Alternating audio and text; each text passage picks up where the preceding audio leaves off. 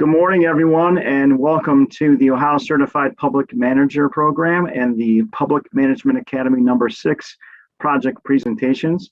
For those of you that don't know me, my name is Rob Zile, and I'm reporting to you live and direct from the world headquarters of the Ohio Certified Public Manager Program, which is also AKA my basement. I apologize for getting a little late start this morning. I had a traffic jam in the stairwell. It was really backed up. I checked the news report and I had no idea that there was going to be any kind of issues this morning. So I apologize for the delay. But what I want to say is, though, I'm so excited to get the party started.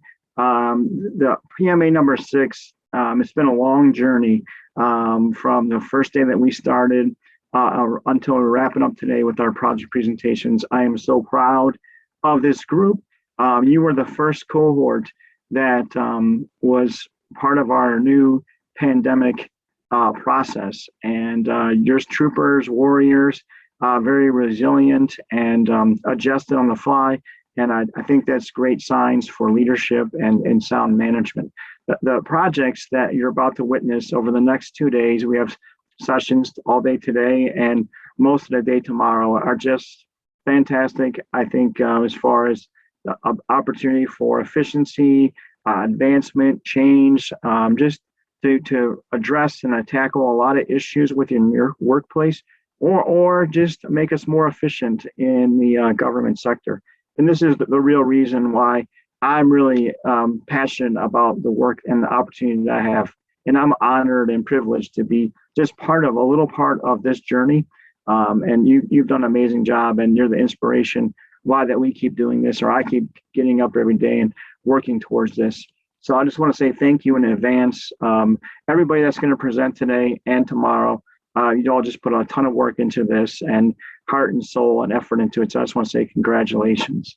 Before we transition into our first presentations, I wanted to also thank Alexander Higgle, who is my partner in crime and basically the champion that gets all of this put together and makes sure that we rock and roll, and actually is the one that has taken us to levels that I never even anticipated. So I just want to thank Alexandra for everything she's done to support the program, to develop it from a strategic perspective, and the day-to-day work behind the scenes. If it wasn't for her, we literally wouldn't be here today. So I just want to say thank you to her as well. As we get started, there's a couple of logistics that I want to go through real quick. First of all, it's going to be a conference-style presentation. So each group will be called up and be made panelists. The rest of the participants will be able to view the presentations, but they will not be able to interact as far as how we typically do our regular Zoom sessions. But we do encourage participation through the Q&A box at the bottom of the Zoom. We do encourage comments, questions, and we ask that you click on the Q&A section, type in any kind of feedback and questions, and at the end of each presentation, Alexandra will then facilitate that part of the process and provide any feedback or ask any questions from the audience. So please feel free to do that. Again, it's the Q&A button on the bottom. Each presentation, we're asking the participants, the cohort members, and any guests that are here today, if you don't mind, also completing an evaluation link. Alexandra will be putting the link in the chat box. I believe it's going to be somewhere down there. You're going to see either chat or Q&A. It's going to come to you, and we would like you to click on that. Participants are required to click on it and provide feedback. There's several questions just about the overview of the presentation, and then any kind of comments that would help supplement the work as the participants write their written reports. So please, there is a specific link for each participant. So make sure you're clicking on the right link for that particular project, but you'll see it as it comes up in that particular session. I also wanted to mention, I said earlier that today, this is a 2-day event. So we have project presentations today, August 5th, and Friday, August 6th. The webinar link and the access code are unique. There are 2 different webinar codes, one for today and one for tomorrow. So be sure that as you enter tomorrow's session, you have that one as well. And we'll send a reminder as we get closer to the end of the session today. I'm not sure, Alexander, if I missed anything, but what I want to say again is congratulations. We're going to get the party started, and Alexandra, pass it to you if there's any last minute comments that I missed. The only other thing to note, Rob, is that today's session and our tomorrow's sessions are both being recorded. So please note that they are being recorded and will be posted on Levin College's YouTube page. Thanks, Alexandra. I did forget that. Yeah, so not only recorded as far as being able to view them again, but we'll be able to pass them along any stakeholders down the road that may not have attended today's session. So I think with that, we're going to get the party started, and I would like to call up our first team. We're getting off to a quick start here, and I'm thrilled to invite and welcome our first group.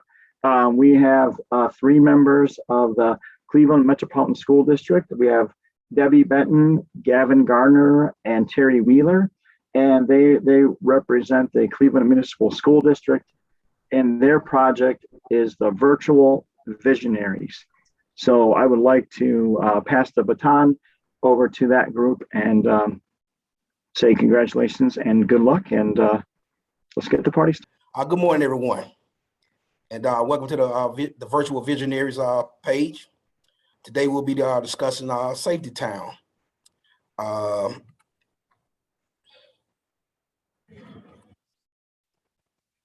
Where's my? There we go.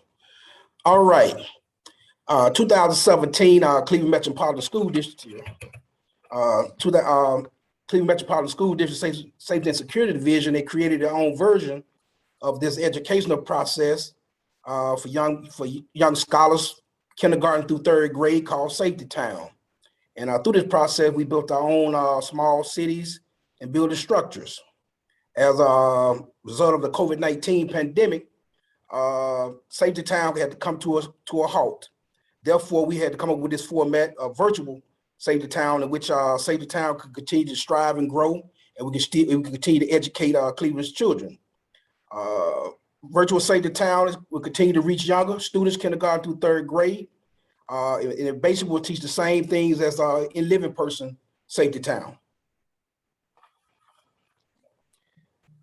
The goals of Safety Town, of Virtual Safety Town, will be to provide a method of education that can be utilized by parents and children at home, to create a teaching aid for teachers to instruct students in practice, to create an accessible format for students, parents, and teachers, to educate Cleveland Metropolitan School District scholars on several areas of the importance of safety rules, to provide the scholars with tools to develop and build foundations of knowledge for safety awareness, to save Cmsd money, because trust, Safety Town did cost quite a bit of money. So hopefully we hope to save in that area, and also better utilize and deploy staff in more needed areas.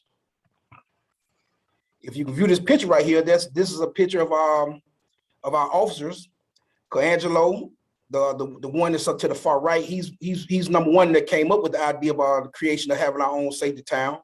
Valdez and Zimmerman, but they're out there in the public, and they are working with our young people to, like I said, educate them on the importance of safety and safety awareness. That's our live version of Safety Town, what you see in the interaction. And the young man that's far to the right, he's holding up a certificate. So at the end of every lesson, our children will learn, they will receive certificates for the progress that they made through Safety Town.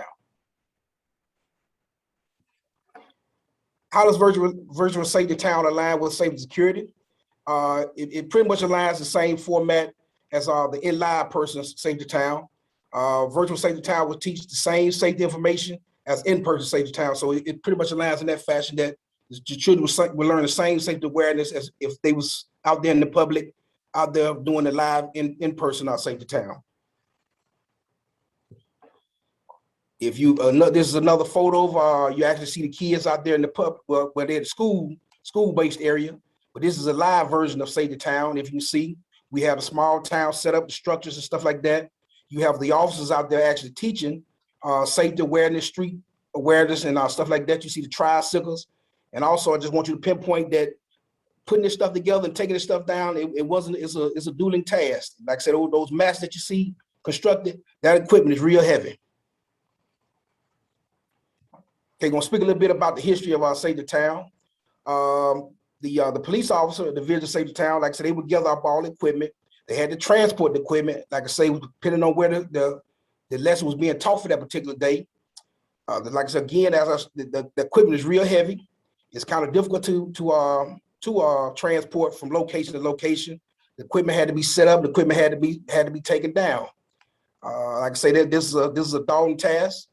So, like I say, at the end of the day, you had to move the stuff about, which would cause wear and tear on the equipment and stuff like that. And also, it can be real grueling on the back.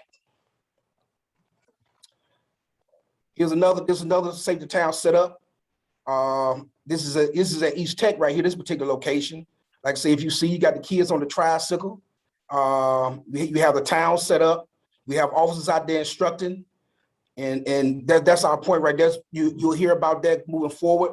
We just think that through the development of virtual Save the Town, that the officers can be better utilized in different areas. You know, instead of being here for the entire day, instructing our students on Save the Town. More history. Like I said, once the miniature towns were constructed, officers had to teach classes, room K through 3. And in this process, like I say, you couldn't teach all the kids at one particular time. You had to start with the kindergartners, first grade, second grade, third grade, and working with those small kids and stuff like that. This process took the entire day. And like I say, we just came up with a method that we think that we can deploy officers and they can be better utilized in different locations. And the time can be spent doing different things versus actual being here, teaching or instructing Save the Town throughout the course of the day. This right here is our Officer Messiah Brown. Further photos, I guess, of Save the Town being taught in the live version of Save the Town. I said, again, we're hoping to get away from that. This is still good, but not all the time. We don't want this version right here all the time. Like I said, we want to be able to use our officers in our different areas. Like I said, to alleviate some of the pressure, CMSD decided to contract outside vendors. And with that note right there being said, when I say contract outside vendors, because like so much time was being spent by our officers teaching Save the Town, being deployed to the in-live person, we decided to contracting out can run the person that was brought in to teach Save the Town, that bill ran upwards of $50,000, even more. So like I said, that right there, that angered the officers and that upset a whole lot of people because the time that was being spent by our officers out there in the field teaching this stuff, they didn't get compensated for. That was just added on as a bonus pleasure of doing their job, so to say. Safety is the responsibility of everyone. I want this photo added in there because as we stated earlier, and you're gonna continue to hear, COVID awareness has brought this world to a crumble. We're still trying to get back on track. So safety is the number one concern of myself, my partners right here of Virtual Save the Town. Parents want to know that their child is going to go home. They're going to leave for school, and they're going to return in a safe manner. Safety, like I said, is the top of everyone's list right now. Just another photo of Save the Town being presented out there out in the public. There is a need for virtual Save the Town. We want to continue the same success as the in-live person version of Save the Town. We're trying to alleviate the needed manpower of teaching, of the office of teaching. We want to reduce costs to Cleveland Metropolitan School District in the manner in which it is taught. This photo right here, I don't know if you guys watched The Matrix or not, but Matrix was based off computer, a virtual reality, so to say. And it's like I said, with everything that's going on in the world right now, nothing's going to turn to normal. So a lot of everything that we do is going to be done behind the web-based format or virtual reality. So like I said, we're hoping to bring in existence this new Save the Town through a virtual format that all can enjoy and can be easy to use. Now coming to the podium or coming to the screen will be our Lieutenant Debbie Benton. She's going to give you some more details on virtual Save the Town. You ready, man? All right. Good morning. Virtual Safety Town. We've developed a virtual curriculum of Safety Town that can be accessed from the Cmsd website. The curriculum will teach the same safety rules as the in-person Safety Town. Safety Town will be available 24 hours a day, can be accessed by students, parents, and teachers. The curriculum will constantly be updated to stay current. The web-based curriculum will consist of videos, interactive activities. There will be a survey at the end of each Safety Town for users' opinions. And also a certificate will be issued to a student to show student participation. COVID-19 has been a challenging worldwide pandemic, affecting people from all demographics. Schools across the globe have closed. Over 1.2 billion children were no longer in classrooms, leaving many students to learn online. Anyone that could work virtually from home did. The fact that the students were now learning from home brought about the creation of Safety Town.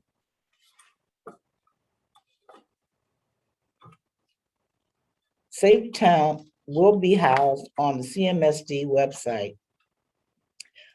To access Safety Town, you'll navigate to departments, from departments to safety and security, which will bring you to the main page of safety and security. In the menu drop down, you'll see Safety Town will be listed, and this is where Safety Town will be housed. Content. Virtual Safety Town will consist of various animated videos relating to safety rules and informational panels. Parents will also be provided with informational links for more information on each topic. There will be a 4-question survey, a brief 4-question survey at the end of Safety Town, along with a certificate of completion for the students.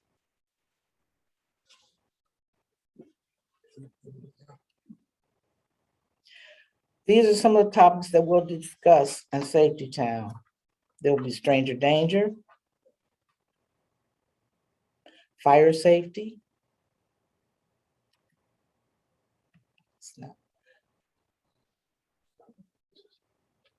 not working.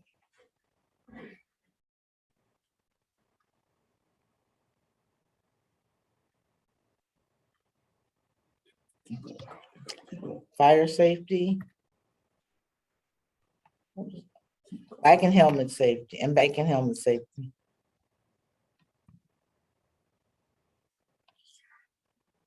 To give you a brief example of Safety Town, this is a short video.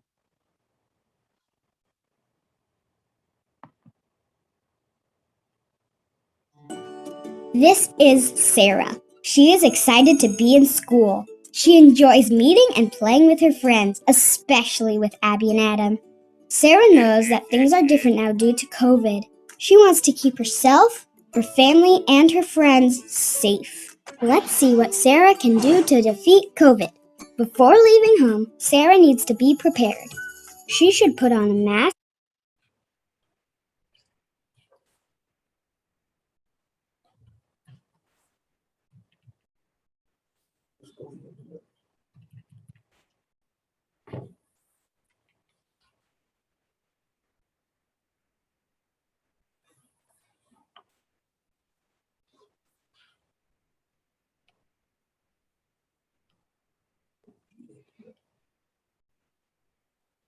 At the end of Safety Town, there will be a brief survey. The survey will allow the team to measure our goals, such as how many people visited the website, how students were engaged, how to improve the site, what new topics parents, caregivers, and teachers would like to see added to the program. There will also be a comment box. Again, students will receive a certificate at the end of the Safety Town program. To explain the benefits of Safety Town, Lieutenant Terry Willer.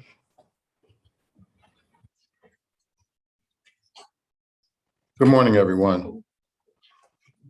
The benefits of Safety Town are numerous, and we'll go through them very quickly. Students can learn from their homes and remain safe and socially distanced. Visitors to the virtual Safety Town can learn at their own pace, and the information will be available as a resource anytime for family, students, and the community. More accessible at home, office, and smartphones. The cost savings will be demonstrated through the cost of saving money from the money we spent with the outside vendor, the manpower of teaching, the labor of moving, setting up and tearing down the equipment, and the cost of the equipment itself. As previously stated, the cost to the outside vendor was roughly $50,000. That was the expense of having that outside contractor come in and teach these classes. The cost of the officers that assisted with this were rounded out to $200 per day. All in all, the cost per day savings will total up to $400 per day. We also had cost savings to consider of the wear and tear on the vehicles that were used to transport and the wear and tear of the equipment transported. The initial cost of the equipment was $35,000. The $400 a day savings multiplied by the 35 weeks that we taught this roughly worked out to a $14,000 expenditure. The cleaning of the equipment was $500. That's what we did twice a year, which equaled $1,000. The total savings cost is $65,000 per year. The virtual visionaries met several times with personnel in safety and security, and as well as informational technology departments to help in launching Virtual Safety Town to the safety and security website. After several months of research and data, information gathering, and help from safety partners, Virtual Safety Town will be launched September of 2021 and be available for the 21-22 school year. We do still have challenges that we would like to point out. The biggest one is there will be no more police and student interaction. Moving the experience of Safety Town from physical interactions of riding bicycles and other fun vehicles into a more contained environment of working on computers and at desks. Another anticipated challenge is that adding interactive games to the Virtual Safety Town. We also have to keep the information current and fun for children, and we anticipate challenges of further development. Why we do it. We have 38,000 students here at the Cleveland Metropolitan School System. We also have another 5,000 to 7,000 employees. All these people want to stay safe. We are the professionals. We are serious about keeping our students and our staff safe, as long as the visitors to our schools. Learning will continue. Virtual Safety Town will go on where Safety Town could not.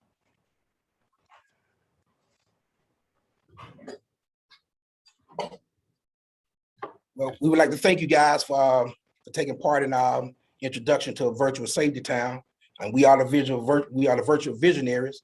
But like the SWOT analysis that we had to use coming up with this concept, something can go wrong. You know, you got a lot of good, but also things can go wrong. We had hoped to show you some examples, but as you saw, the videos and stuff was we was having difficulty getting them uploaded. But we hope you enjoyed our presentation, and we thank you guys.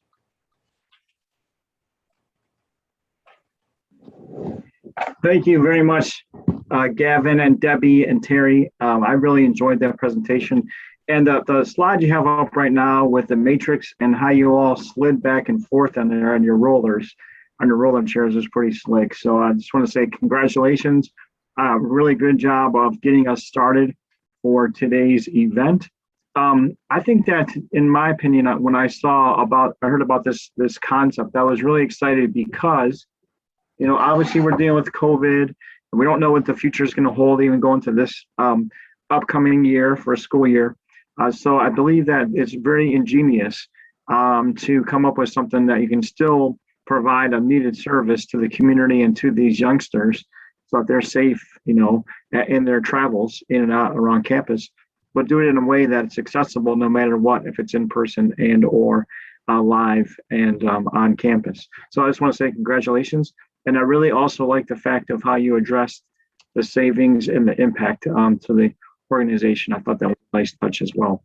So what we typically do, our tradition is to open up for any kind of questions or feedback. So I'm going to pass the baton. I'm not sure if Alexandra, if there's anything in the chat or anything that you observed that we can ask the team, or any kind of feedback that we've received so far.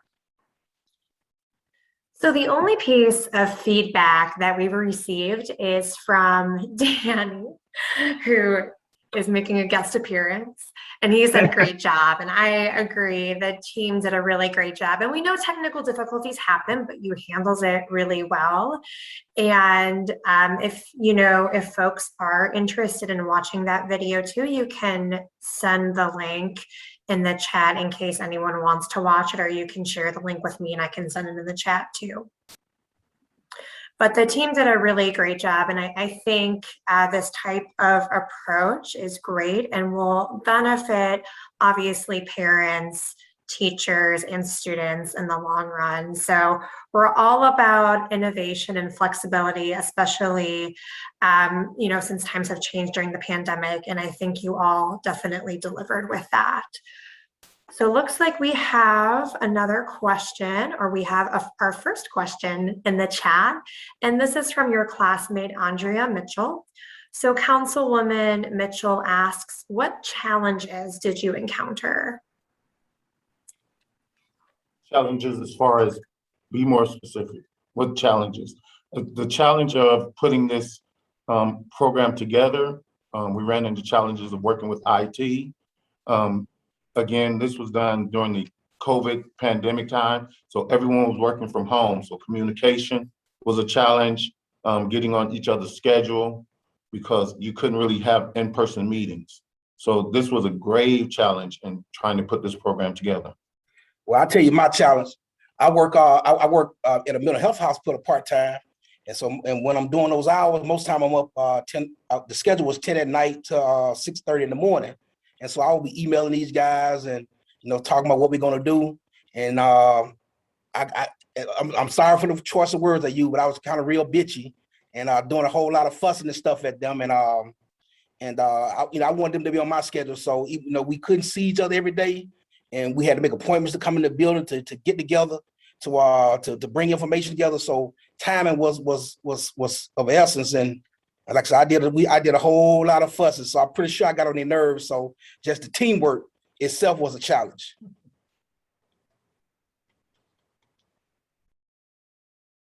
For me, the challenging part was IT and sort of navigating the information and how we were going to structure Safety Town. So it was pretty much the biggest challenge I had.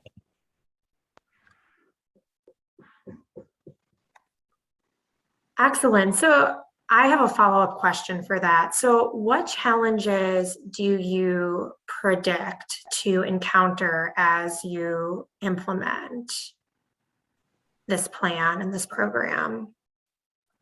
I think our anticipated challenges again are we're losing the police children interactive portion, the actual in-person dealing, making children comfortable with police and safety and security personnel, the actual joy of riding around on tricycles and miniature cars through our makeshift city. We will have to encounter those challenges and come up with some form of still being able to do that along with this program. Also keeping the site current with today's issues, and again, working on keeping children engaged. And as Terry was saying, the in live person version of Safety Town, kids got to run around, they got to be loud, they had to be carefree, all in the structure of learning something. But now, sitting behind a computer screen, will this keep their attention? I know Lieutenant Bennett has come up with some good ideas, some good. Sometimes things have to become serious, so everything can't be the child videos and stuff like that. You have to have some serious things that's added to it, And so will we be able to keep their attention? Will they remain, interested, stuff like that. So those things are challenges within itself. It's just to go from being loud, to go from being playful, to actually sitting still, keeping their attention. Yeah, so thanks for those answers. And you started to address a question from Deputy Chief Lamont Dodson in your last answer, but I'm gonna state his question, and if you have anything to add, feel free to do so. So please further describe how this program impacts the scholars at CMSD. And like I mentioned before, you started to describe that in the last question, but if you have anything else to add, feel free to do so. What we're hoping, like I say, from the version that we're coming up with, how does it impact? Like I said, we hope to prevent some childhood injury. We hope to save lives if possible, from just the tutelage of stranger danger. If you've been keeping current with the news, we've lost a lot of children, along the way from kidnappings at bus stops. Those are just some of the things that have happened. Kids getting harmed en route to school, or going home, leaving school to go home and stuff like that. So we're hoping that kids will pay attention. And also the way that we're trying to develop this, that with it being interactive and stuff like this, we hoping that if like I said, if our officer can't go out and instruct, say, the town in live person, that they can put it on the overhead projector in the classroom. They can put it up in the assembly hall. It can be a part of assembly session and stuff like that. So we're hoping that the information that we bring forward, that it, like I say, it will prevent some injuries and it will save some lives and stuff like that. But tell you said Deputy Chief Lamont Dodson, tell we need a raise. I got to throw that in there. I'm sorry. He's probably going to go through the door next, so just be careful. But I will talk to Lamont. He loves you guys, so I think he's doing whatever he can to advocate for you. So, any other comments, Alexander? Any comments or any questions? So no further questions unless anyone chats some last minute questions, but we do have a few comments, and I love receiving comments like this. So your classmates say, so Jared Bartley starts with saying, looking sharp in uniform, and yes, you all look very sharp. Andrea Mitchell says you overcame challenges and created a great project. I just had one other comment that just popped in my head, and I'm not sure if it's relevant or if you can do this or market it this way, but is there a possibility to share this information with the parents or the caretakers of the scholars? And what I mean by that is, could they watch these videos at home in the sense of maybe having the parents be part of the team to kind of reinforce some of these lessons? Or, if there's an issue that they need to work on, that the parents or, like I said, caretakers could actually tap into and log into and access this material online, so they can help to reinforce these comments, this learning at home as well? Or is it designed for more of an in-class activity? No, it's available for students and parents 24 hours a day. It's on the actual website of CMSD, so they can navigate the website and find the program. There's also informational links for parents who might want more information on whatever particular subject that they're interested in. Well, I think that's correct. In the interest of this hustle and bustle world that we're into now, making this program available at any time that someone is free, that they're spending time with their children. The actual aim was to have parent interaction along with their children, and them to go through this together at their own pace, in their own comfort of their home or wherever it's possible for them. Smartphone. Yeah, I think it's a great idea. I mean, I sent both of my boys to Safety Town, but I basically dropped them off. They did their deal. I picked them up. I said, "Did you have a good time?" They said, "Yes." Did you, what did you learn? I don't know, but I'm going back tomorrow. And then that's about it. So I guess what I'm trying to say from a parent perspective, this will allow me or your parents anyway, or stakeholders, to kind of see what's going on and kind of reinforce these concepts. And maybe if the kids run out into the street at home where they're not wearing their bicycle helmet, and they're like, "We just went through this exercise, hey, hey, Tommy, make sure you have your stuff on." So anyway, I just want to say congratulations. I think that it's just another tool in the toolbox as far as providing safety and security for your scholars. And I think it's also a great way to kind of have diversity in your toolbox as far as if we're in person, if we're virtual, and you can maximize the benefits for both and also saving money for the CMSD. So on behalf of the program, I just want to say thank you, because I think it was, I've heard of Safety Town before for sure. I had a picture of it being, in a parking lot or gymnasium, and you took it to a whole nother level. So thank you very much. Alexandra, do we have a more comment there? We do have one last comment from Scott. So Scott says, great job taking a program that was going to die and keeping it alive. Shows your dedication to the objectives and goals of your work. Thank you. Well, I couldn't agree more. If there's no more comments or questions, I just want to say congratulations and job well done. You have set the bar nice and high now for the rest of your teammates, which I'm sure they're very happy with you for that, but they'll get over it. But I'm going to say congratulations, and we're going to be switching gears to invite our next presenter up, and the next program or the next project we have today is also being delivered by a CMSD employee, and her name is Shanae Mccoy Gibbons. And Shanae is doing an individual process improvement initiative, and it is called the Improvement of Closed Circuit Television, the Archive Retrieval Process. And I would like to invite Shanae up to the screen. All right, good morning, everyone. My name is Shanae Mccoy Gibbons. I'm a sergeant at the Cleveland Metropolitan School District, Division of Safety and Security.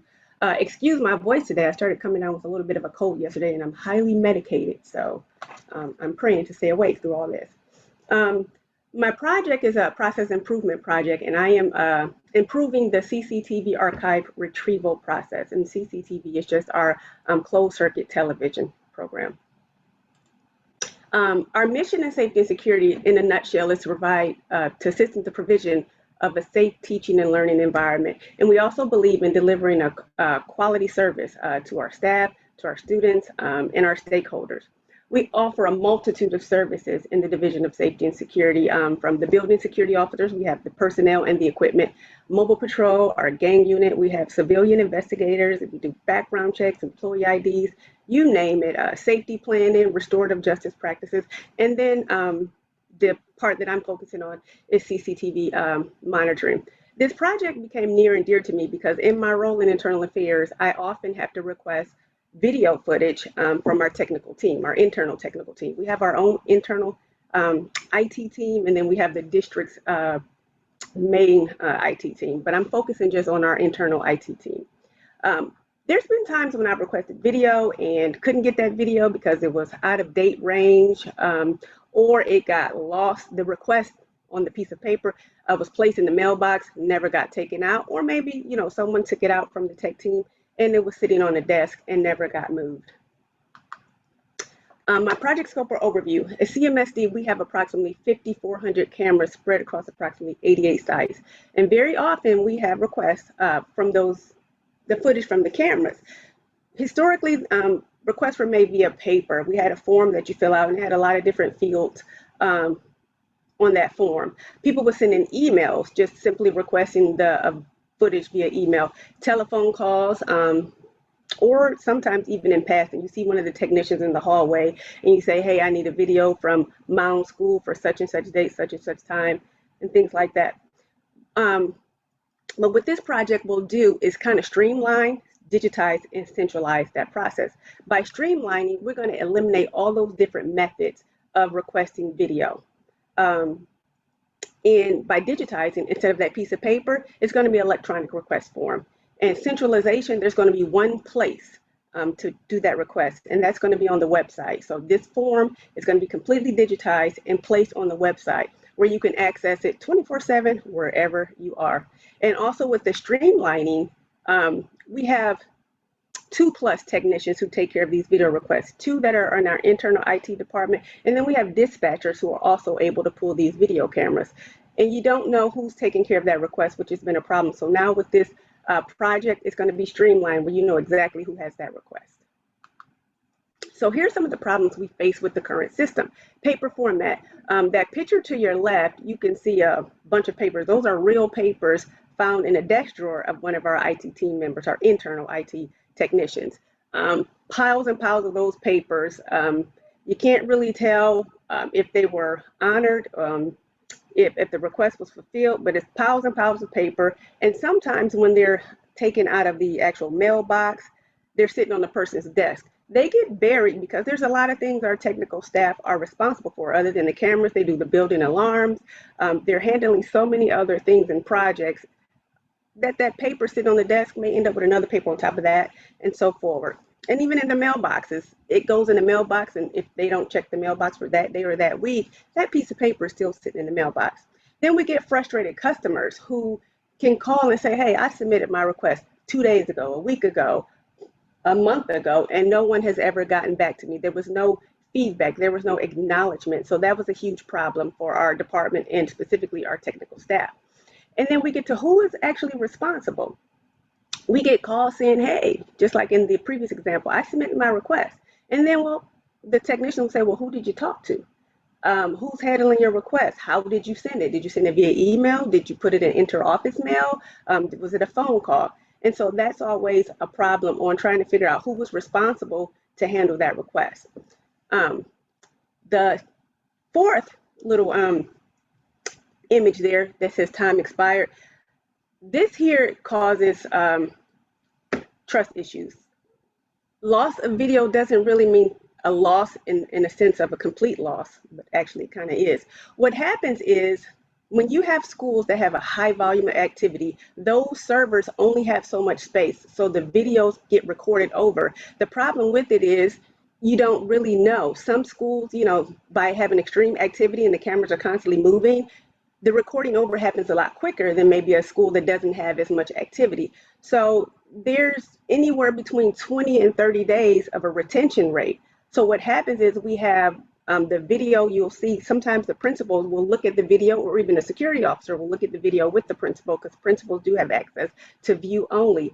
And they'll show that it's there, but they don't send a retrieval request to kind of capture the video so that we can save it.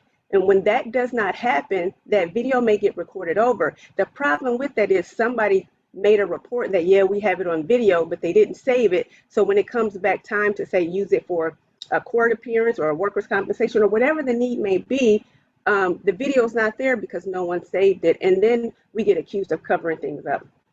Huge issue. And then the last problem we have is the accountability, the turnaround times. It's never been measured. And what this project will do, we'll be able to show when the request came in and when the video went out. And so that's a huge issue that we haven't been able to solve, but with this project, we will be able to. I'm gonna give you, I have 3 problem examples. This is the first one. And this is an email request that came in. I've redacted some information for privacy purposes. But this here on this example is an email lacking sufficient information. So we had a parent email in wanting to get video about his son who was involved in an assault. He was assaulted, excuse me. And he's in an email, it says he wasn't sure of the time, it was during recess, and he wants the footage. He did put in this email, the school, which is Mound Elementary, time frame, it just says recess, and he does have the date. The issue for the technicians is there's no description of the parties involved. It just says Ryan, and it says he, so you know it's a male. But what was he wearing? What is the race of Ryan? What about the other individual who allegedly assaulted him? What did he look like? What did he have on? Those are things that our technician needs. And then where exactly did it happen? It says recess, but was recess in the gym? Was recess outside? When the time frame isn't given, even though it says recess, our technicians do not know when recess is. So videos are captured 24/7. If they don't have a time frame, then they're looking for hours and hours of video, thus wasting time. In our second example, we have an untimely and unfulfilled request. So on the top, you see on March 10th at 12:52, there was a request, and this is another email request for an incident And the requester did put that they have the completed request form, but they wanted it to be an urgent request because they were close. They already knew it was close to the expiration date. So then you see on the same day at 2:33 p.m., the tech supervisor said he had a person look for this, and the date was out of range. And he puts in there that the retention for AMAG schools, and AMAG just has to do with the server, is only around 20 to 21 days. And so the problem with that is, historically, we used to believe that all the schools had a retention of 30 days, but that's not true. It just depends on the activity in the building. And then on that final part, you can see on that same date at 2:43, our chief has said, you know, in his frustration, we have to stop doing this. Every incident that is going to be going to court must have a video action. Must have a video. In the last example, I've titled Too Many Hands in the Pot. So on Tuesday, May 18th of 2021, which is not too long ago, there was a request that came in for video. So the tech supervisor has stated that, hey, I don't have this video in my archive, but I copied these other officers on this email to see if they may possibly have it. Then you get maybe a few minutes later, 11:03, another technical analyst says, hey, I have not pulled any video regarding this incident. And then the final part of this example, you have a dispatcher saying, hey, I haven't pulled the video, but this officer and dispatcher, looked for the footage and they found some stuff. And they viewed the camera, but they didn't save it. And so that's always an issue, because one of the things we try to tell people, when there's a request, it's best to save it as an archive. It's better to have it and not need it than to need it and not have it. So they didn't save it because they didn't think it had evidentiary value, but the requester did. And so that's another example of too many hands in the pot, and then the video didn't get saved. The goals of this project is actually to have one universal method. The outcome, anyways, to have one universal method. No more paper, no more emails, no more phone requests. And then I want to have automatic acknowledgement of when the request was received, true transparency of the process, and overall accountability. All of this will support our departmental mission in the provision of quality services. So when we talk about increased efficiency, timely processing, this is going to be something. When the request goes in, there's an automatic notification that you have a request. There's nothing sitting in the mailbox. This is also going to be something that can be accessed 24/7 because it's going to be on the website. The website doesn't close, to my knowledge. Savings, there's no more paper. That saves money. Time is money. But something that we can't measure is the reputation. But I think once this is fully implemented, the fact that we'll no longer have those messages or accusations that we're hiding information will improve our reputation. Accountability. So in this project, by it having instant notification and acknowledgement, that's going to increase accountability. So when this user submits their request, they're already going to be notified that we received their request. And that notification is also going to go to our technical staff.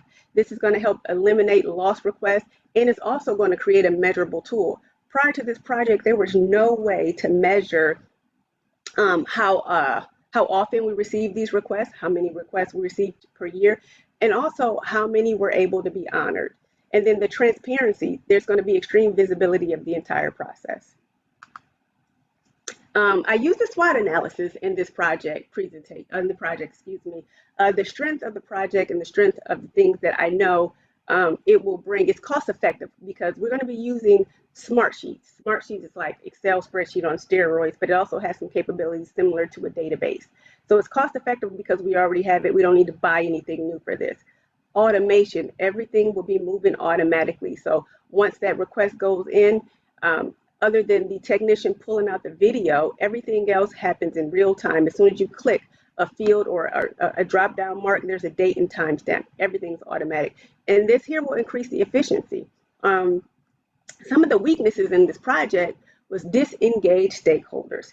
So for that, at Cmsd, we got a lot of projects going on at one time.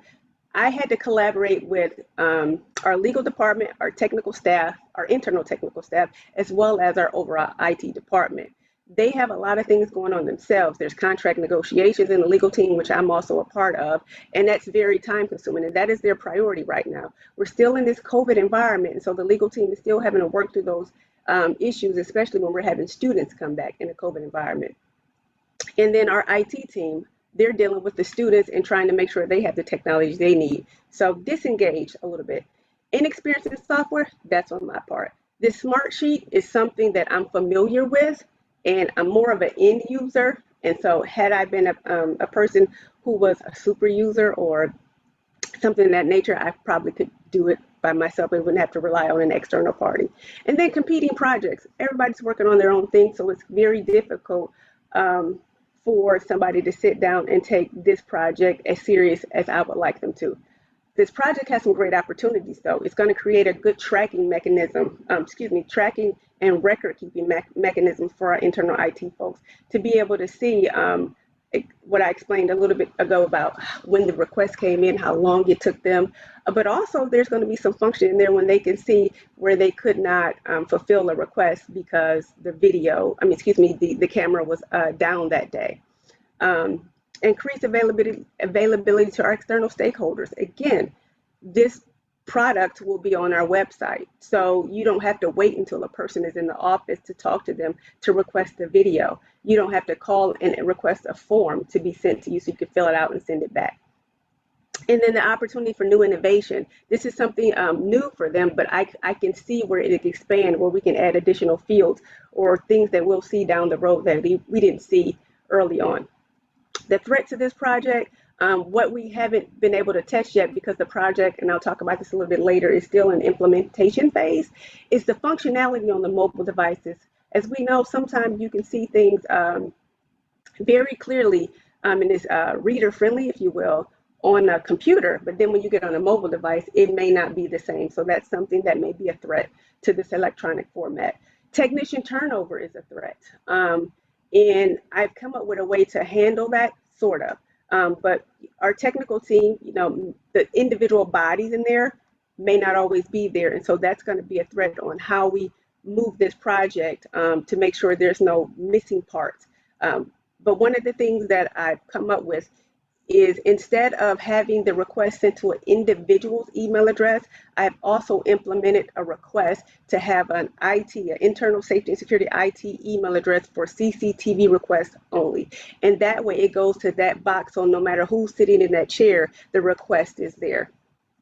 And then another threat is the buy-in from our traditionalists. There's some people who are stuck in their ways of doing things the way it was and on paper, and then they may not be as savvy with technology or fearful of technology. So that is also going to be a threat. Here's the process I went through for this project.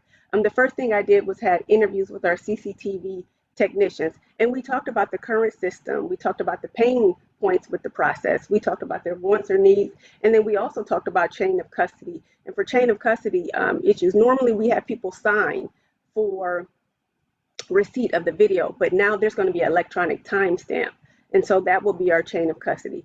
And then I had my legal team consult, and we talked about how legal should be reviewing this. One of the issues we had was when I talked to the legal partner, he wasn't aware that all the requests didn't come through legal first to get to us. A lot of times, and oftentimes, the request comes to us and legal doesn't know about it. And so legal is now a part of this process because they have to make sure that any redactions that have to be made will be made.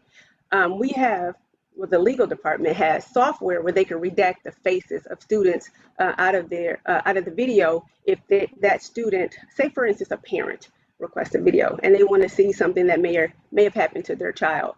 Well, our legal department with their software will redact the faces of their students for privacy reasons.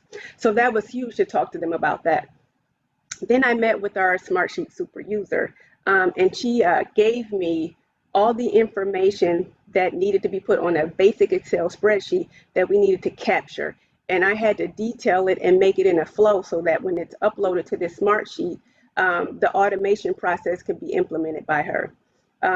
We also talked about the feedback capabilities, and those are things I didn't know because I'm not a Smartsheet super user. And the feedback is just when the information goes in, there's an automatic acknowledgement of that information. And so I already talked about the creation of this Excel spreadsheet, but we also discussed future management capabilities. And those capabilities come in when the reports can be generated on, how many requests you had that calendar year, or which school has had the most requests for videos, or even one of the major issues is how often a camera was out at a particular site. And then the IT consult. That's the part that I asked about the creation of the email address. I found out it can be done, but there's some parameters that have to be adhered to first. And then the placement on the Cmsd website, which can't happen until the actual product is complete.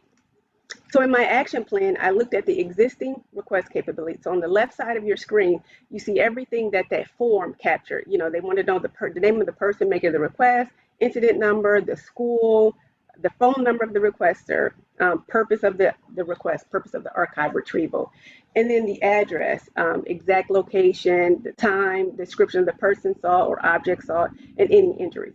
So on the new format, I'm going to have all those fields except for the one that says purpose, because our internal IT team felt that was unnecessary, because you can tell the purpose of requesting the video by the things that they're asking for. So they said that was a field that they really didn't need. But what's also going to be put in there is requester type. We never had that before. So the requester type is going to be dropped down, so they don't have to type all this stuff in. Are you a CMSD employee? Are you a law enforcement officer or law enforcement agency? Are you a parent of a CMSD student, or are you submitting this as a public records request? And that'll be helpful to know for our legal department. We're going to capture your email address, because everything is going to be sent back via email. I already talked about the automatic notification to the requester. As soon as you submit your request, you're going to get an automatic an automatic notification. Your request was received, and someone will be responding to you within 48 hours of your request. After that, there's a notification to the CMSD technical email address that's going to go out into the Smartsheet, And then once that notification goes there, as soon as the technician decides that they're going to handle that, they're going to drop down menu, select their name, and then they're going to get a notification, the requester will get a notification of which technician was assigned, or has self-assigned really, to take care of their request. If that request has not been opened in 48 hours, there's going to be a triggered a triggered notification to the IT team that, hey, you've got this request sitting here and it's been sitting here 48 hours and no one's acknowledged it or no one's accepted it. And then again, in 96 hours, the same thing is going to happen if no one has taken care of that request. They're going to get a final warning at 144 hours. When they finally submit a request after pulling the video, now there's going to be a notification to the legal department that the video is available for them to review. They will review it and then give feedback if that video can be released. And then once it's released, it goes right to the requester. But there's also a field going to be there on if the video cannot be released and why. And then we've created drop down to show if it timed out, was the camera out of range, or was there a camera outage that day. So I like the fact that there's going to be a lot of feedback, and a lot of the things are automated. So there's not a lot of typing for our technicians, which takes them a lot of time, and this will save them that time. My rollout planner schedule was in 3 phases. Phase 1 and 2 were completed. So the phase 1 was just a review of the current system, the consults and the interviews that I had with the legal team, our internal CTP or internal technicians, and then our Smartsheet super user. And then in phase 2, I designed the format based on the conversation I had with our Smartsheet super user. And then had secondary consults with the CCTV technicians, the legal team, to show them what I had so far. And then with that feedback, I sent that spreadsheet, to our super user for her implementation into a Smartsheet. Now, the phase 3 that is still in progress is the email address creation. That's outside of my purview. That's going to be our main IT people. And then building of the Smartsheet is still in progress with our Smartsheet super user. After she builds it, though, then we're going to have to test it to make sure it flows exactly as we expect it to flow. And then implementation. My goal is to have this implemented by the end of this calendar year. I can't foresee why it couldn't, but again, as I stated earlier, there are other competing interests right now, and I get that the students in the schools are the priority. And then that also, the final part in this phase will be notification to our CMSD staff members of the new procedure, because principals will need to know about the new procedure. Our facilities team will need to know about the new procedure. People in the workers' compensation who request videos all the time will need to know about this new procedure and where to find the new form, which will be on the website. The last thing I'm going to talk about is just a few little testimonials. Just the other day, I had a testimonial from our sergeant in technical service asking, when will this project be completed? Because there was frustration with the requests that were coming in with limited information. Another technical person in the IT, or no, excuse me, our CCTV IT team talked about how this project is going to help be able to track how many unfulfilled requests they had because there were camera outages. And then the other testimony I got was from one of our legal partners who did not realize that all of the video requests did not come through legal first, and some of them, many of them, came through us, and he wanted to make sure we changed that. So I'm excited that this project will help all of these individuals with some of the pain points. And this final picture is some of CMSD's finest. This is just a group of our sergeants. And if you can see on the bottom row, the third female, that was me before I cut all my hair off. And with that, I am done, and I will open it up to any questions, comments, feedback, feed forward. Excellent, excellent, excellent. You know, I want to say that you did such a thorough job on your analysis and assessment and identifying the solution. I think it's one of the best detailed reports I've seen as far as being able to go drill down into the issue that you're having and identify and illustrate, I guess, what the impact is across the entire platform. So I just think that that's phenomenal. To me, the heart of PMA is about continuous improvement and creating innovation and change. And I think you took an issue that was a real sticking point here, that physically having the paper and how things literally fall through the cracks or fall through people's desks or whatever, then find a way to create a solution that already exists with the software and technology that you had in house. And not just the actual automation of it, but the efficiency that it offers within the system. And these are serious issues that you're dealing with. This is not just some warm and fuzzies. When people are requesting these videos, there's typically some kind of issue that's a concern on a legal or safety issue that needs to be addressed. So you have to handle it with care, I guess, is my point. And accessing that information in a timely fashion is pertinent as well. So I'm just very excited for what you did and your thorough analysis and the report that you came up with. So congratulations. And I couldn't tell that you were sick either. You very strong and just very articulate. So congratulations. I think we have you're welcome. Congratulations. Alexandra, you're up. I think we have several comments here, questions. So I'll hand it to you. We do, but first of all, I just want to say great job, fantastic presentation. I agree with Rob, you did a very thorough job. So we do have a few questions and comments. Our first question today comes from Deputy Chief Dotson. So Deputy Chief Dotson asks, can you provide some insight on how the video request supports our municipal court system or law enforcement agencies and the Office of Student Hearings and Appeals? Absolutely. So I think Rob had just alluded to that moments ago. We get requests from all agencies, but especially child and family services, law enforcement agencies, of incidents that happen. They may be criminal in nature, or may be something that centered around child neglect, child abuse. And it would behoove us to be able to supply that video, especially when we're advertising and they know that we have camera footage in our schools. So that evidentiary piece of video, the video is one of the better pieces of evidence that you can have. And we've seen what's been going on around the country with video evidence. And so that our ability to support our law enforcement partners is huge. And sometimes people don't realize we have things that happen outside of our schools. Even on weekends, we've had requests for video footage from outside of our buildings for shootings that happen on the weekends, or car accidents, or any type of thing that happen around our property.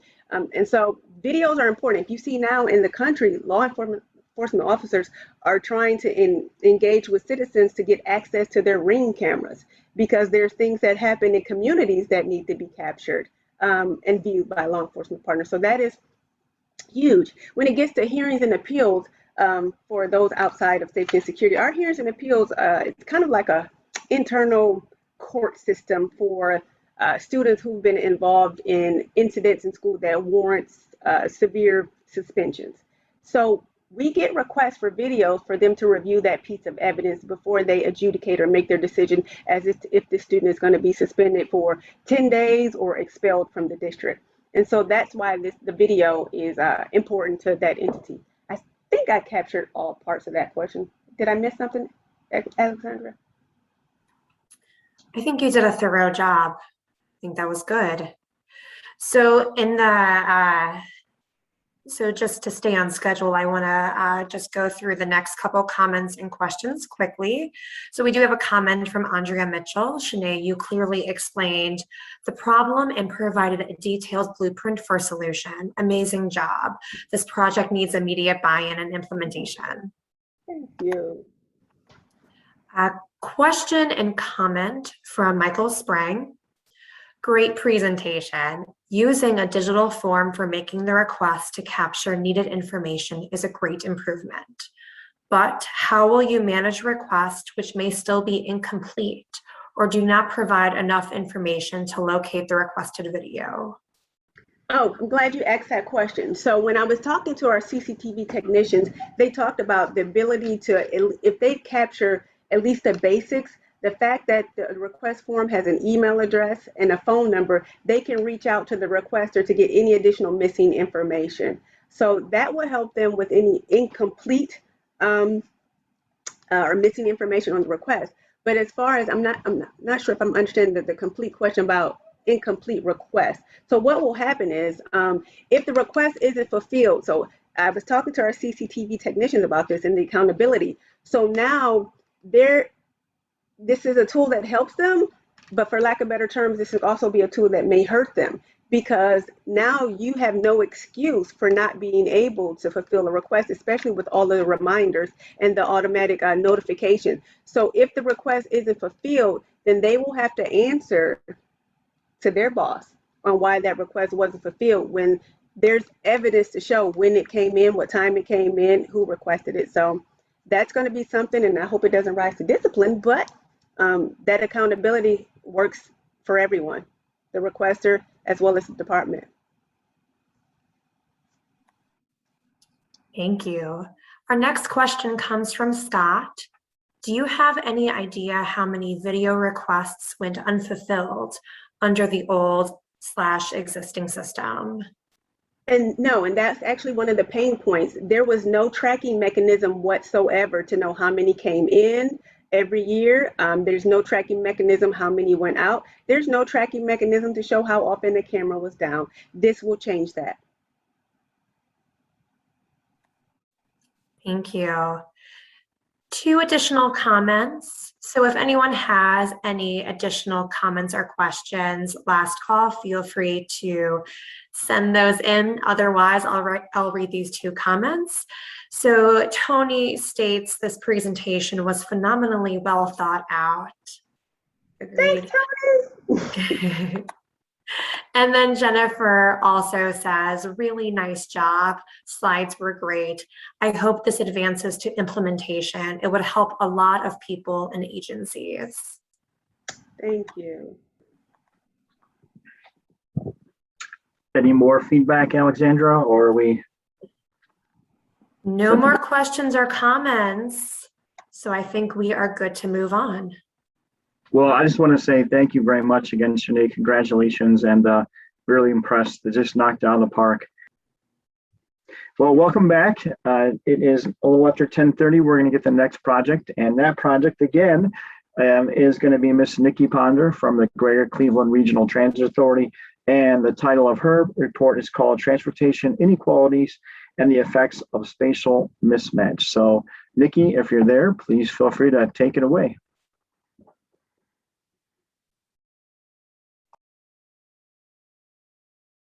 Hey, can you hear me now?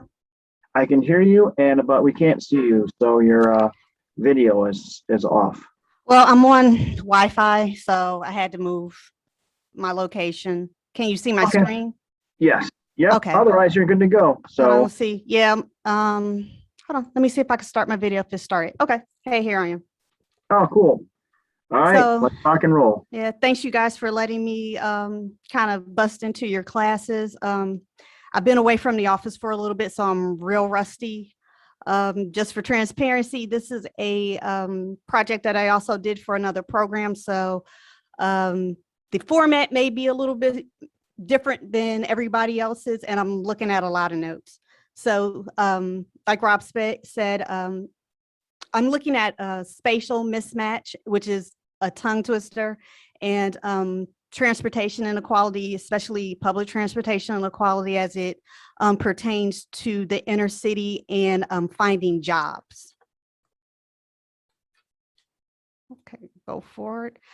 So spatial mismatch, what is it? It's a hypothesis that argues that certain geographical locations of employment and job opportunities just don't meet. They're just not in a place where some of minorities or people who have lower income or lower educational status can get their to their employment quickly or easily.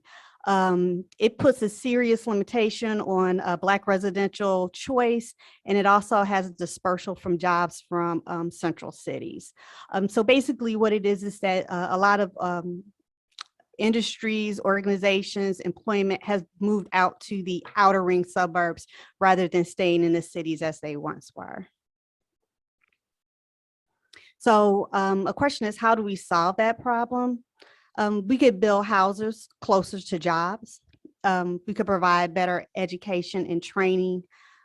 We could create opportunities closer to the city, or we can provide reliable public transportation to our citizens.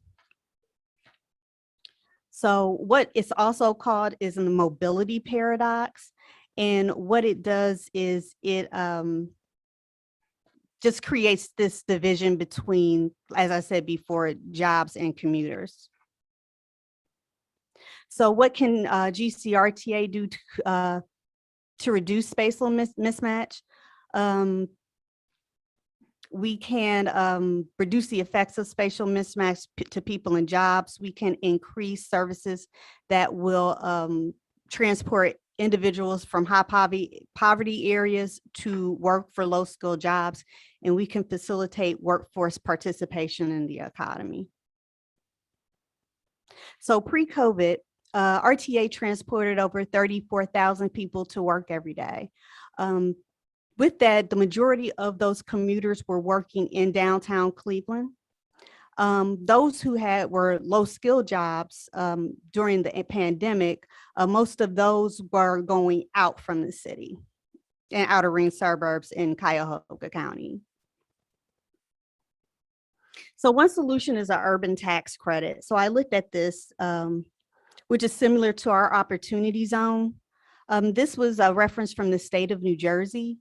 They provided tax relief in the urban enterprise zones, which would, if you built your building or brought your business back to certain areas near transportation hubs, which would be about 1.5 miles from a transportation hub, whether it was train, bus, or a port authority, the state would provide you with money to stimulate the economy.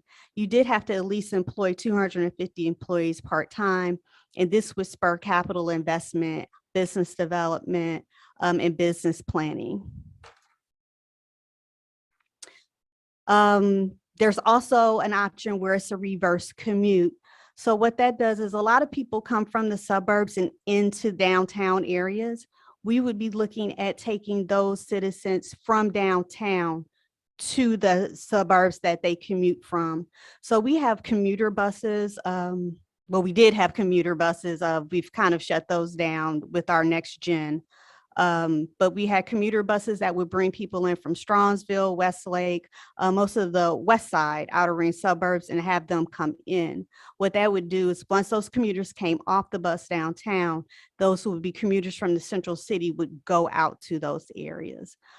This would allow low-income people seeking to obtain and maintain employment but having difficulty accessing those jobs that require nights or late weekends. And those would be people who could go out, and those would fill empty seats when they're returning back to those hubs. In Boston, they promoted a campaign that would be targeting customers to use their trains. Oh gosh, the lights just went out on me. Would commute those trains to the inner ring suburbs out to the outer ring suburbs instead of using their cars. So this is a map of Cuyahoga County, and it shows two maps. The one on the left is a spatial mismatch in Cuyahoga counties. So what it shows is the areas in green are where the jobs are, the lower wage jobs are. The areas in red are where people with low income stay. So you see that there's a disparity where people live and then where their jobs are located, their employment is located. The map on the right shows where people with cars are located. So the people with the light green are people that have vehicles or access to vehicles. The people in dark green are people that have least access to vehicles. So you also see people without vehicles are living further away from where the jobs are. My final solution that I looked at was a microtransit. So when we look at microtransit, that includes Uber, Lyft, our paratransit, Dial-A-Ride, Provide-A-Ride. Those are names that should be familiar to you. Airport shuttles, hotel shuttles, resorts shuttles, jitneys, bikes, electric scooters, those things. With that, what my solution for RTA at that time, and my presentation is slightly dated, is that we would provide a shuttle service to the end of line to industrial parks or industrial hubs. So when we ride out to the Solon areas, Independence areas with those large industrial parks, we could provide service that would include a first mile, last mile service. So this would be, we would take you to a central location at the end of the line in these suburban areas. And we could partner with third-party vendors or even the industries and provide like a jitney service from our bus stop to a central location in an industrial park. With this, we could share costs with private corporations for service. About 2 or 3 years ago, we did that with Lyft, with our paratransit, and that's our ADA accessibility, where something similar, where we provided Lyft shuttle services instead of a larger bus. So it has happened. Also in the city of Los Angeles, they've used this model, and it's been successful for them. So solutions to, or what's the significant interest for the microtransit and reducing transportation inequality is it provides you the access to low wage jobs and privacy. It reduces inequality in our area. It increases ridership and increases revenue with RTA.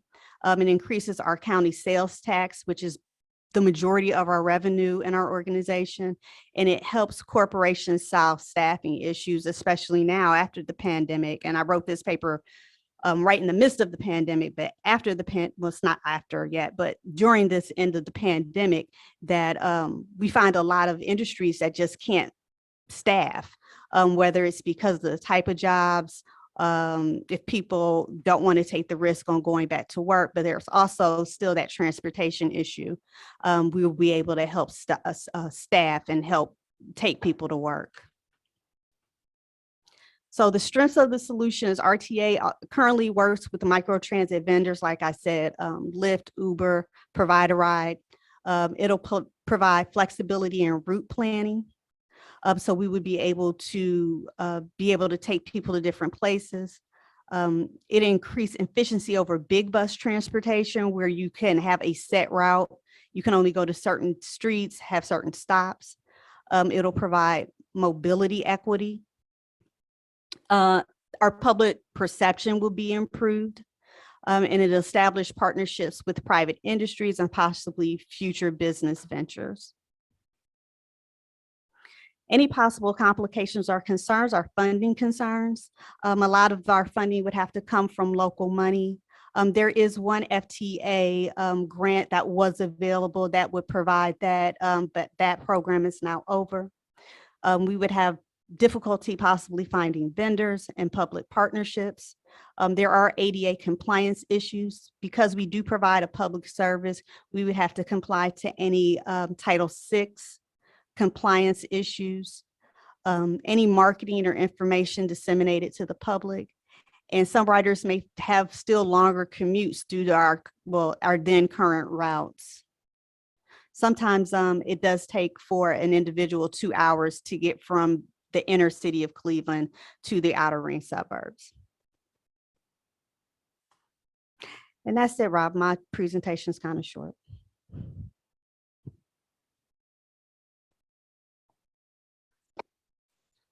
Well, thank you, Nikki. I do have a I kind of question. ran through it really quick. I'm nervous. No problem. I think your program was electric there because it was so exciting that it zapped your lights there. So I hope everything's okay with your everything Yeah, I over there. think it was, it's there it is. It's triggered, it's triggered by motion There you trigger. go. And I was like, oh gosh, I guess I wasn't moving enough. Yeah, there you go. I do have a question.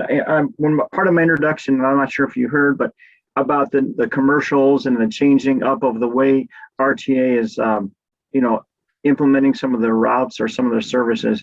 What were the findings of your report here part of that solution and part of that consideration as far as doing things differently?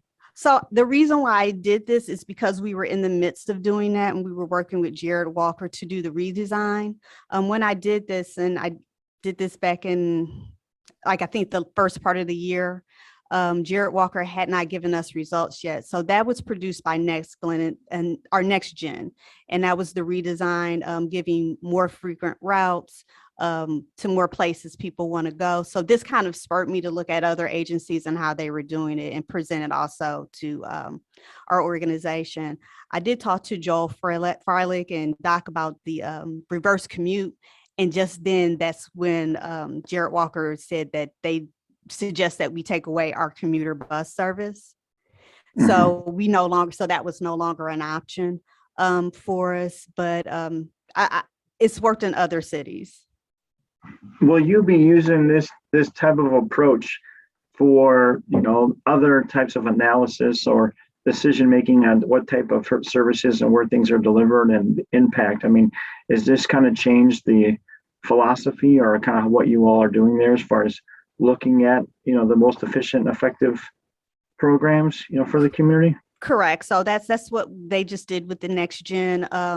Some people are complaining that it's further away, but then it benefits others, and we had to look at the community as a whole. So a lot of the routes got changed. Even routes by my house got changed. Where you would take a route, it's less transfers, it's longer routes, so you're not breaking up, going lengthwise. So what's happened is some of the routes are longer one way and not as many turns, but it's less transfers for people. Mm-hmm. What's been the feedback from your customers so far? I mean, are you getting compliments, complaints? What's the feedback so far on how your consumers are adjusting to the new site, to the new process? Well, squeaky wheel gets the oil. I mean, so we do have one board in Cleveland that they're unhappy. The community is a lot of older citizens.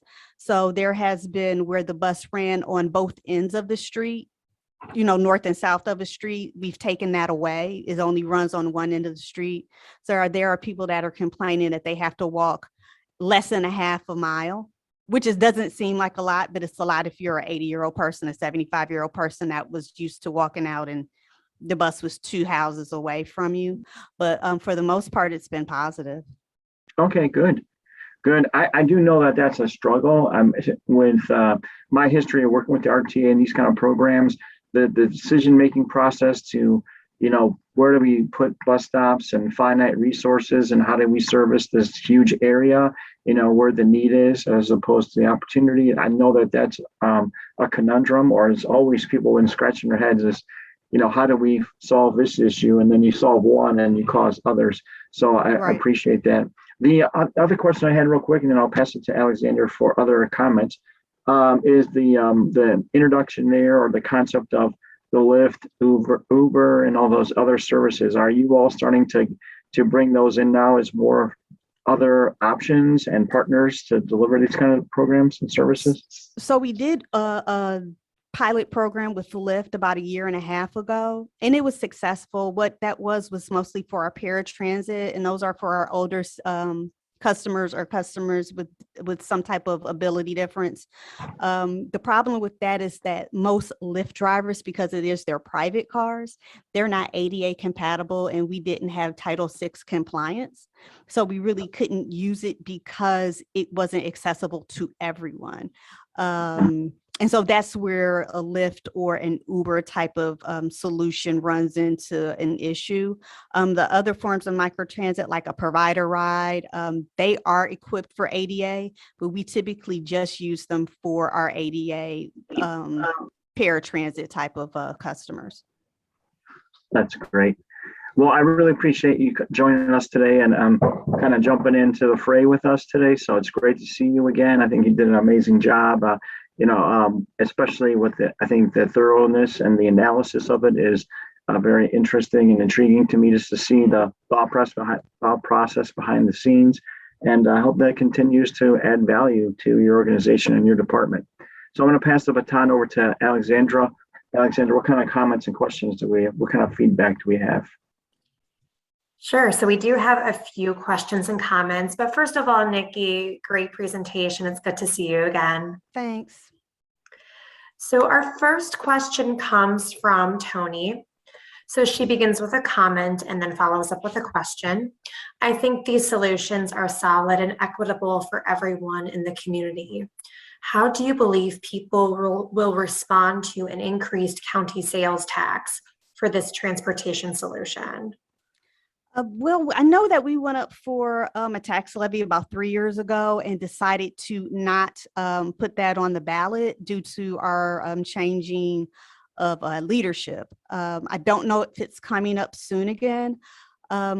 Hopefully people will be favorable of it. I don't think we've done any marketing analysis yet to see if people will be in support of a tax increase. My personal opinion is I would love to have RTA move down into the opportunity corridor and kind of practice what we preach type of thing. It's the issue because of equitability and us being in a centralized place for people both west and east side. But I would love for us and other organizations to kind of utilize that space that we're building along with the city and the county. So hopefully if it does go on the ballot, people will be favorable to it and vote for it. It is our sales tax. So that's primarily most of our revenue.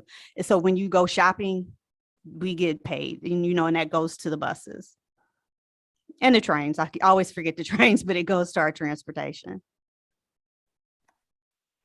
Thank you. Our next comment comes from Charlene. She says, great job, Nikki. I hope you can get RTA to review, adopt, and implement your plan. It would be great for Greater Cleveland. Hey, Charlene, thanks so much. And just a personal note to Charlene, I just appreciate you and love you. Thanks.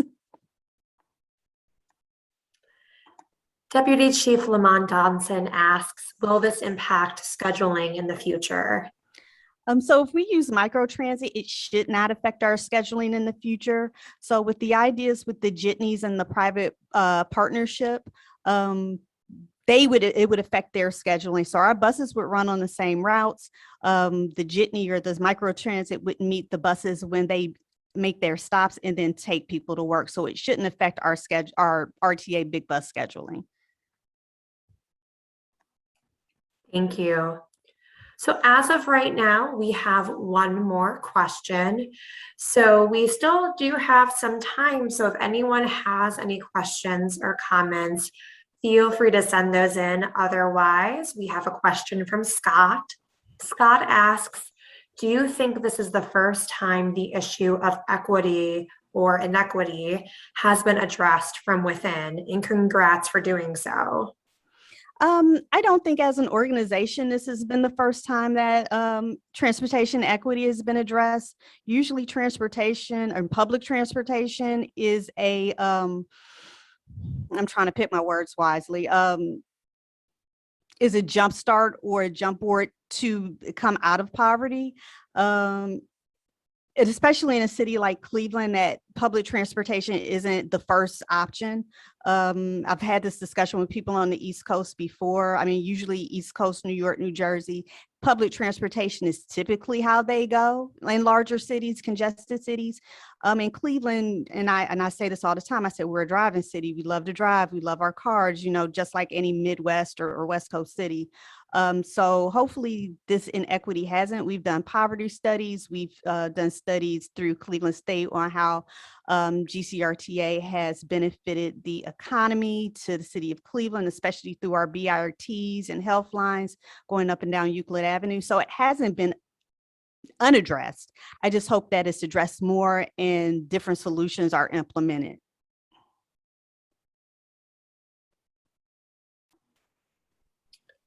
Okay, so it looks like there are no further questions or comments, so I will pass it back to Rob.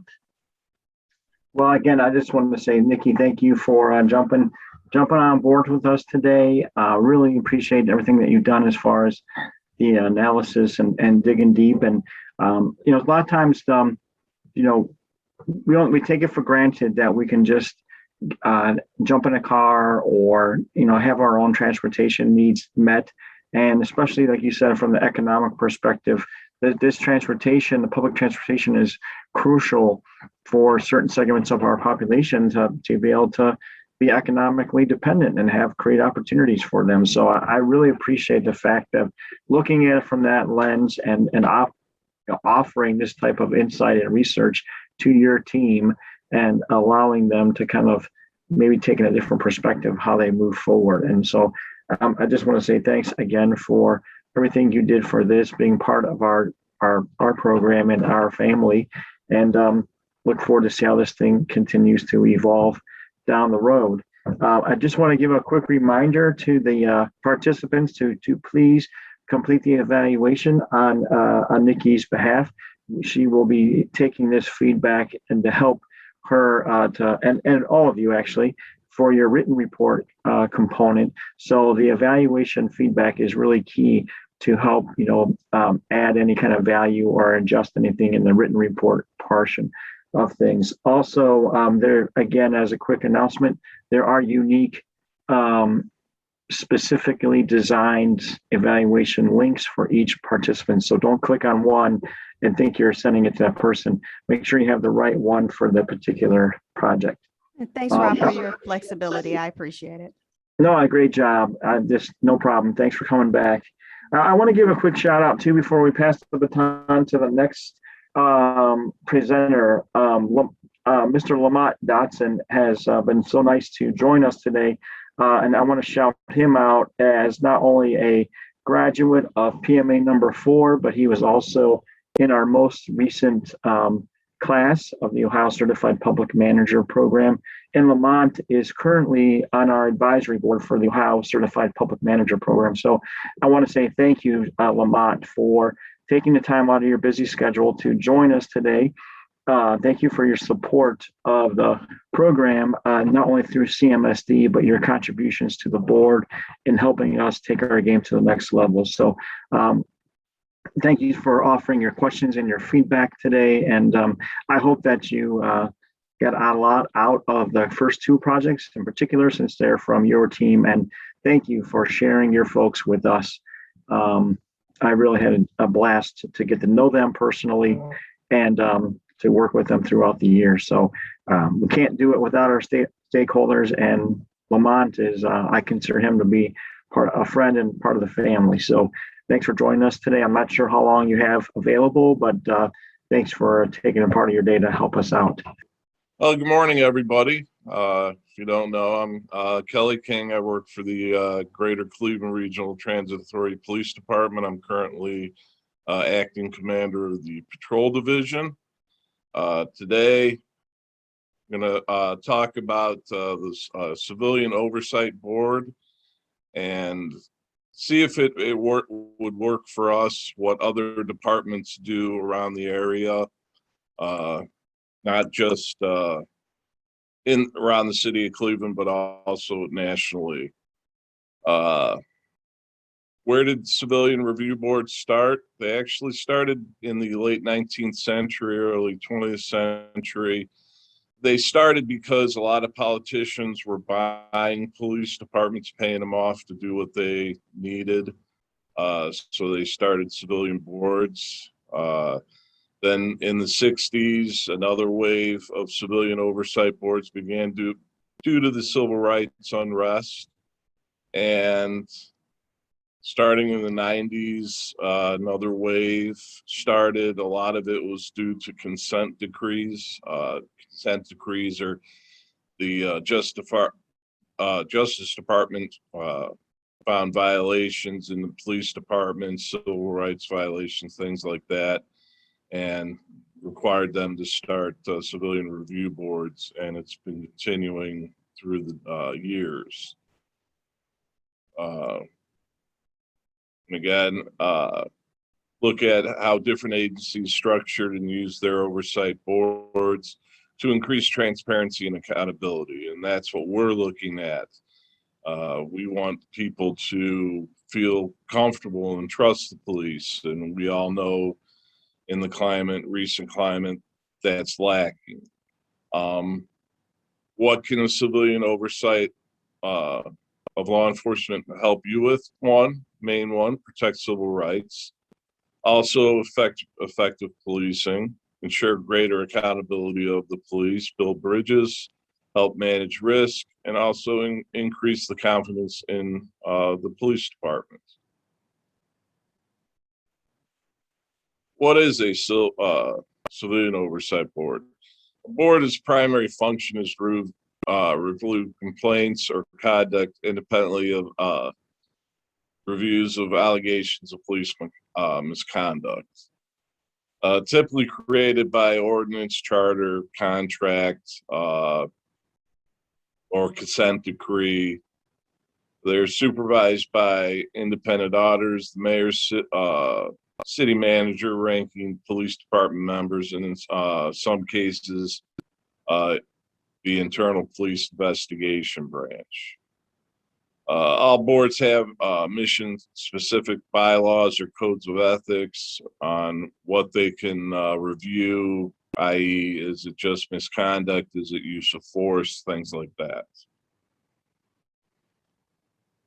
Compensation range is voluntary to over $100,000 per board member. Board members can have staggered term limits, and most are not allowed to hold elected office, which kind of makes sense. That would be a conflict of interest. Most boards undergo specific training provided by the police department, being policies and procedures, ride along. Our particular department, we have what's called the judgmental trailer for shoot, don't shoot situations, where you go through a video and you make the decisions on how to react for that particular situation. It's very good training.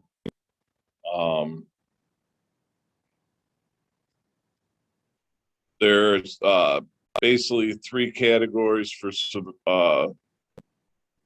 civilian oversight, investigation focus model, routine independent investigation of complaints against police officers by non-police civilian investigators. Reviewed focus model, focusing on commenting on completed investigations for reviewing the quality of the investigation of the complaints. Auditor monitor model, examine broad patterns in complaint investigations and the quality and findings and discipline. Often seeks to promote board organizational changes by conducting systematic checks of policy practices and training to make recommendations for improvement. One of the major challenges is to limit empirical evidence demonstrating their effectiveness. Some of the local departments we looked at, Cleveland Metro Parks, they do not have a current civilian overview board and don't plan on implementing one. CMHA does not have one either, but they are in process of developing one. Cleveland State Police has a internal civilian oversight board controlled by their human resources department.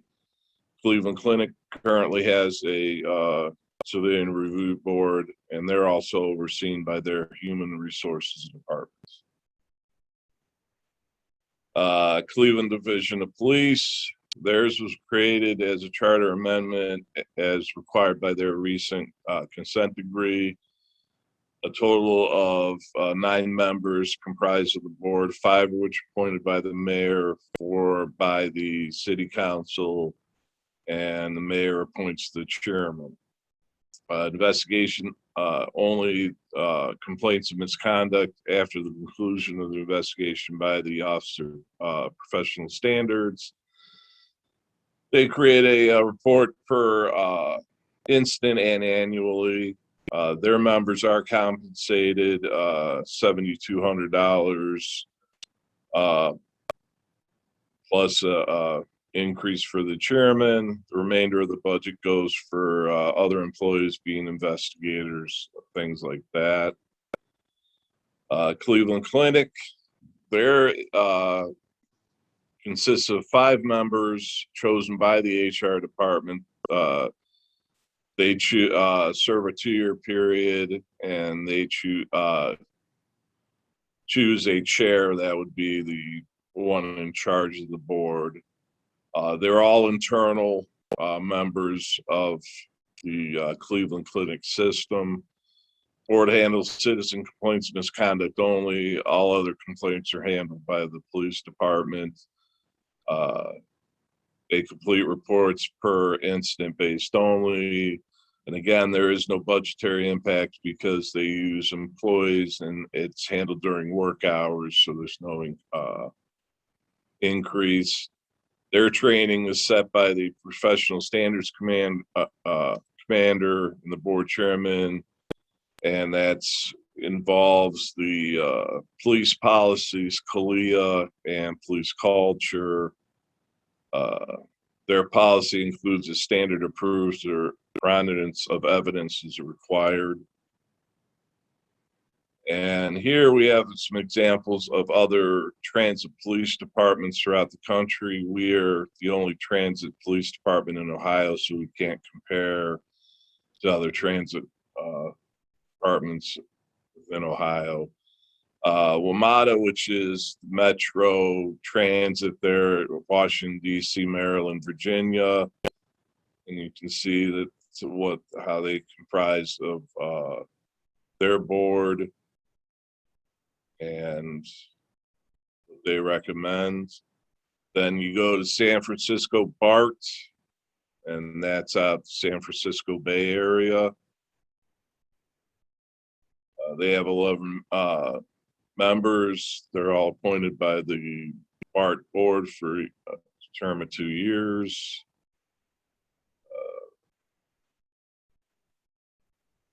And their budget, they're funded by the budget office of independent police auditor. Then we go to Baltimore. They were another department that had to create a board of oversight due to their consent decree. It's 14 members. See what they really receive complaints directed regarding abusive language, false arrest, false imprisonment, harassment. Nashville, theirs is by city charter. See their board member, they have 11 board members. They serve terms of 3 years. And they have a citizens police academy that they're required to go to. Austin, Texas, they were a police contract creation. And they serve 2-year.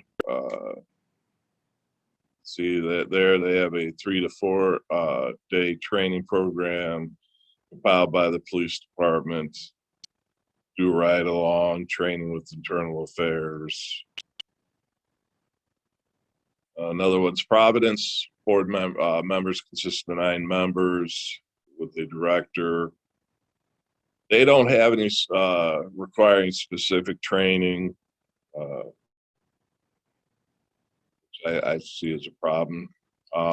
This is an example of what would happen if somebody wants to make a complaint. At the top, citizen wants to make a complaint, they can either make it to the police department itself, or in this option, there's they can make it to the citizen review board themselves. Wherever the complaint comes from, it goes to the professional standards section, internal affairs, to be investigated. They're the only ones that would investigate the complaint. Once they investigate the complaints and have the findings are sent to the civilian review board and the chief of police. The civilian review board would review the investigation and make their recommendations to the chief. The chief would then look at their recommendations and the investigation and decide if there will be any discipline issued. Again, this is just an example of one procedure. Different departments have different procedures.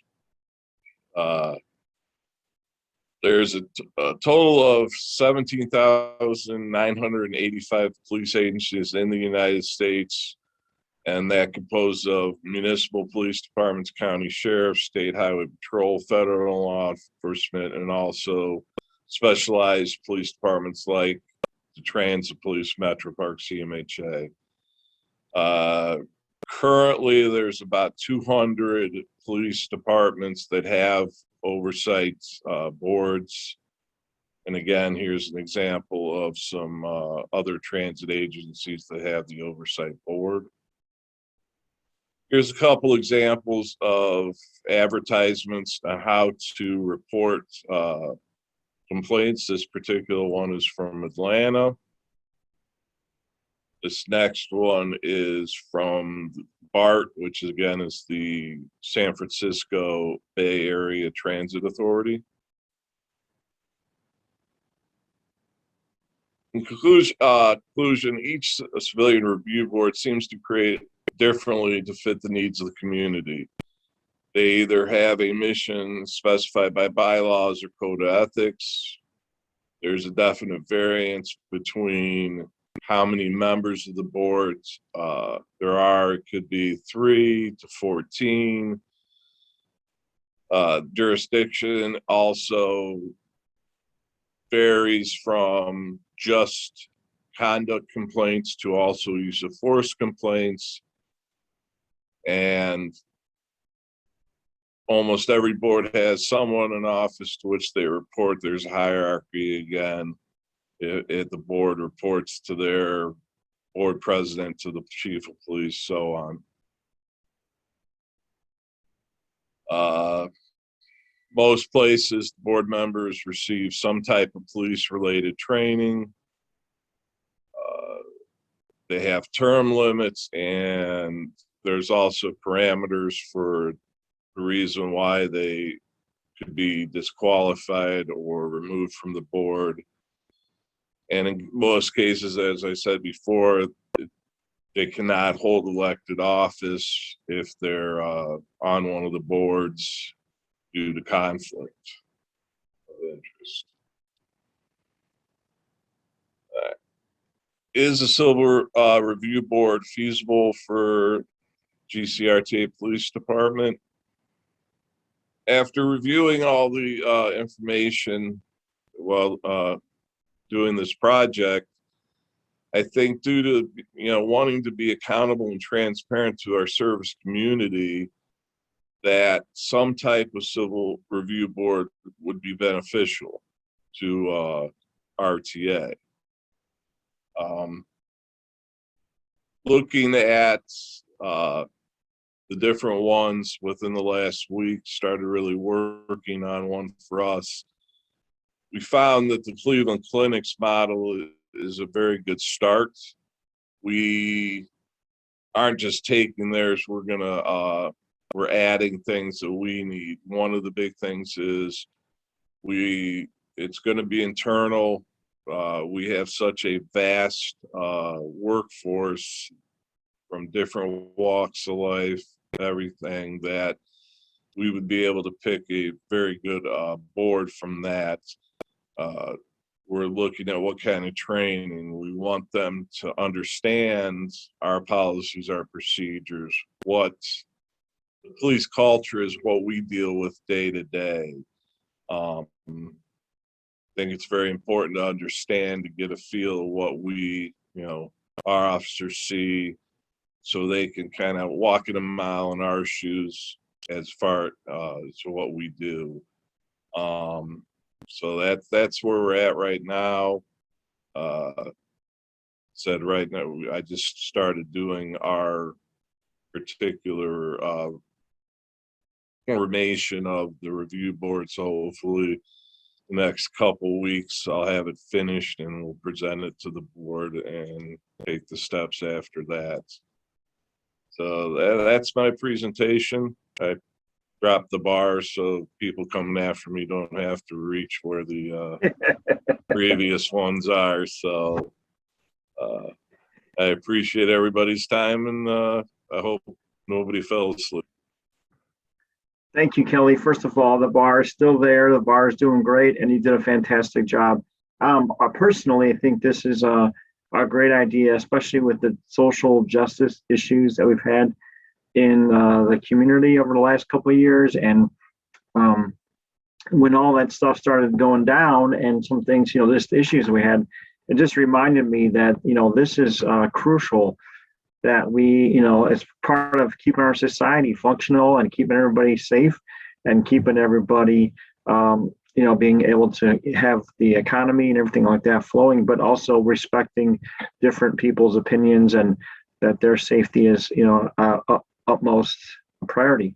So to me, this is not boring. This is, if you watch anything in the local news or national news and things going on, these are the type of things that I would appreciate that police departments and organizations like yours take seriously and look, and just find out ways that they can be more transparent and, and provide better services to the community. So I think this is spot on as far as what we need right at this time. So I think that was a great project, and I think that don't sell yourself short. I think you did a fantastic job. I do have a couple of questions. Yeah. I do know that you've had some new leadership there as far as the new executive director or CEO is relatively new to the organization. I know you have a new police chief. So what's the two questions are, what is the feedback and the interest level and buy-in from the administration side of things? Are they supportive of this kind of initiative? And then the second question would be, have you talked to your peers and the folks that are the police officers that are on the street, and what's their take on as far as these type of things? Have you discussed these things internally? So again, leadership and then also the folks, police officers in the field? Well, as far as leadership, there's definite buy-in.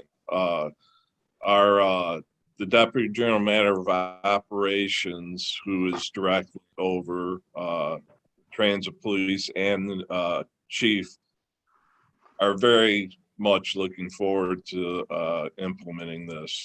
We just now are implementing the body camera, so it goes hand in hand with the being accountable, being transparent. As far as the troops, obviously there's some hesitation, as you would expect. Is they're scared of, that, oh, it's going to be a witch hunt. Any little move we do, they're going to dissect it, and trying to explain to them that's not the case. Obviously, if an officer does wrong, just like we do now, we investigate it. We take care of it. For lack of a better term, we don't want bad seeds. We want to weed them out. So it's making them understand that it's not going to be really any different than it is now. It's just showing that, we're accepting the input from other people and eyes of other people to look at it, misconduct. But it's not going to be a witch hunt. We're not going to, stop them from doing their jobs and wanting to have them second guess themselves.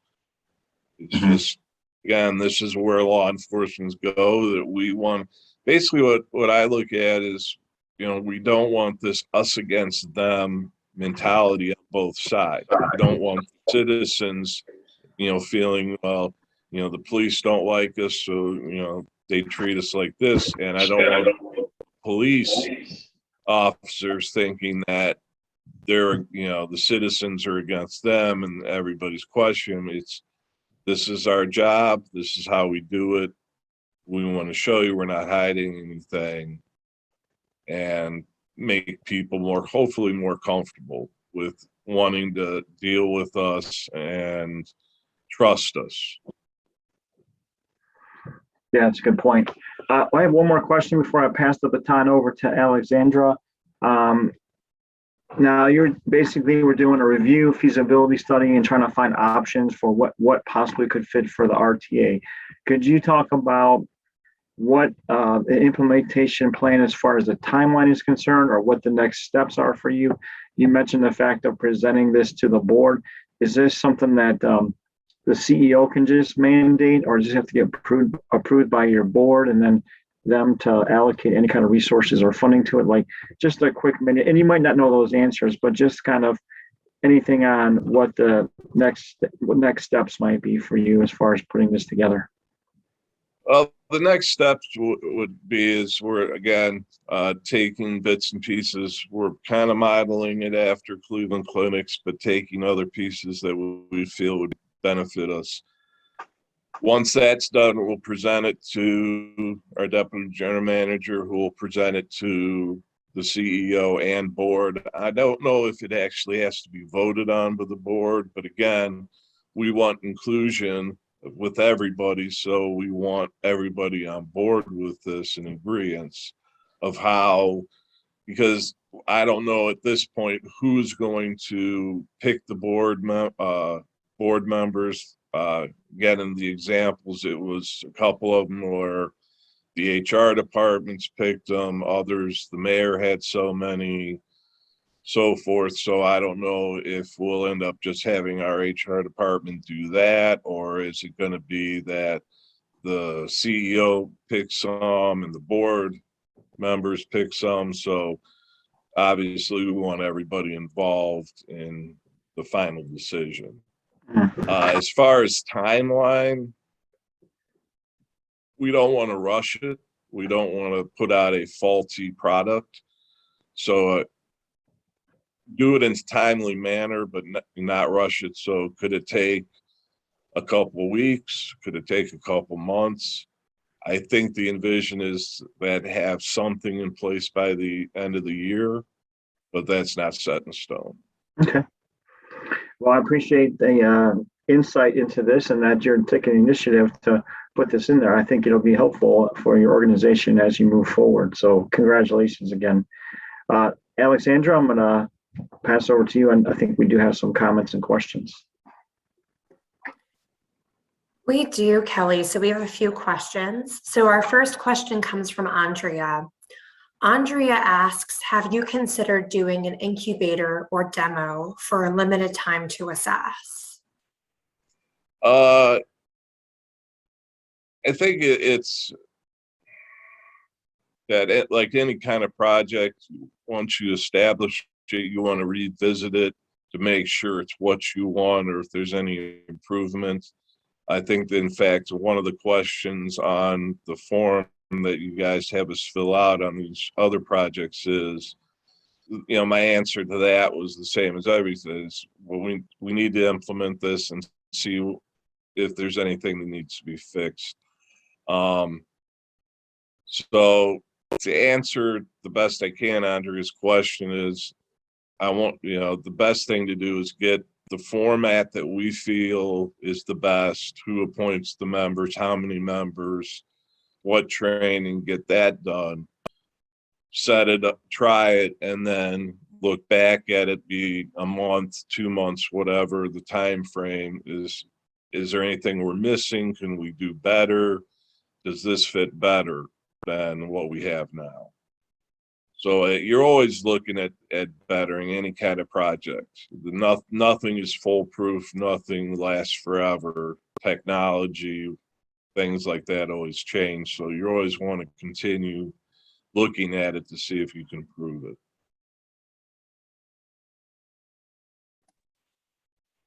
Excellent, thank you. Our next question comes from Scott. Scott says, good job. Any thoughts on how you would recruit and select the members of a civil oversight board should you eventually have one? And again, as I mentioned before, using the examples of other departments, we're looking at probably doing internal because we do have over 2,500 employees. So that's a good base. And it's a money thing. I'm not going to lie. It's compensation. So if they do it during business hours, it's part of their work day. It's not going to cost them anything. And still looking at how many, and we still need the input of, again, is HR just going to pick everybody like other places, or is it going to be the CEO is allowed to pick so many, the board allowed to pick so many, the police department itself pick them? So we're still working on who has that deciding if it's going to be a mixture or just one section is going to pick them all. Very good. So our next question comes from Deputy Chief Dotson. How often does your department review and revise its policy and procedure manual? Can you provide an explanation as to how an oversight board reviews a department's policy and procedures? Well, we're currently implementing CLIA, which is a police standards board. So I do believe that I can't say exactly what the time frame is, but I know we have to review our policies and update our policies so often. So that's part of the CLIA. So I don't know if it's every year or what the time frame is. I'm not actually involved in that process, but I know it's there. And then, I'm sorry, I forgot, what was the second part of the question? Yeah, so the second part was, can you provide an explanation as to how an oversight board reviews a department's policy and procedure? All right, as far as there is that part of what I envision is the training is that they would be trained on all of our policies and procedures. So I don't know, it's so much a review as in it, if they would improve them, but they would be trained on our policies and procedures to understand what's required of our officers.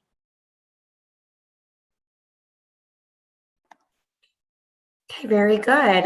Another question comes from one of our audience members. How are you reporting to the public?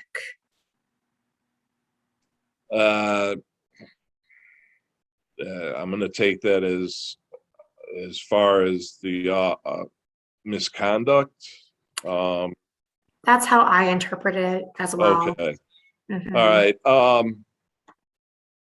And again, not set in stone yet, but pretty much the standard out there is that whenever the board reviews a case, they submit a report.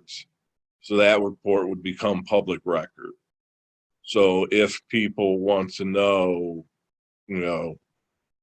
Officer Smith, did this, what was the outcome, they would be able to ask for the public record.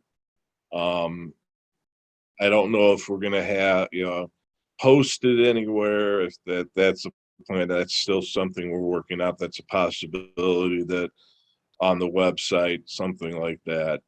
But it is public record, so if nothing else, they could request a copy of the review boards. Excellent. So as of right now, we have one more question and one more comment. So to our audience, last call to send in your questions and comments. But I will go ahead and ask our next question. An attendee wants to know how this is affecting union contracts. Don't know yet. The union reps know that this is something we're looking at. Haven't really gotten any feedback from them or nothing negative so far. So again, this is we're in the infancy state. Once this is something that we go to get an MOU, a memorandum of understanding with the union, then the concerns. But I would hope that they, again, like I said before, is that they understand that this is just to be transparent, accountable to the public, that we're not trying to witch hunt and pick on officers. Again, you do a good job. The only thing you're going to get is accolades. But being human, people err, and they have to be held accountable for it. And I would hope that the union wants guys that are erring, officers that err, be held accountable for it.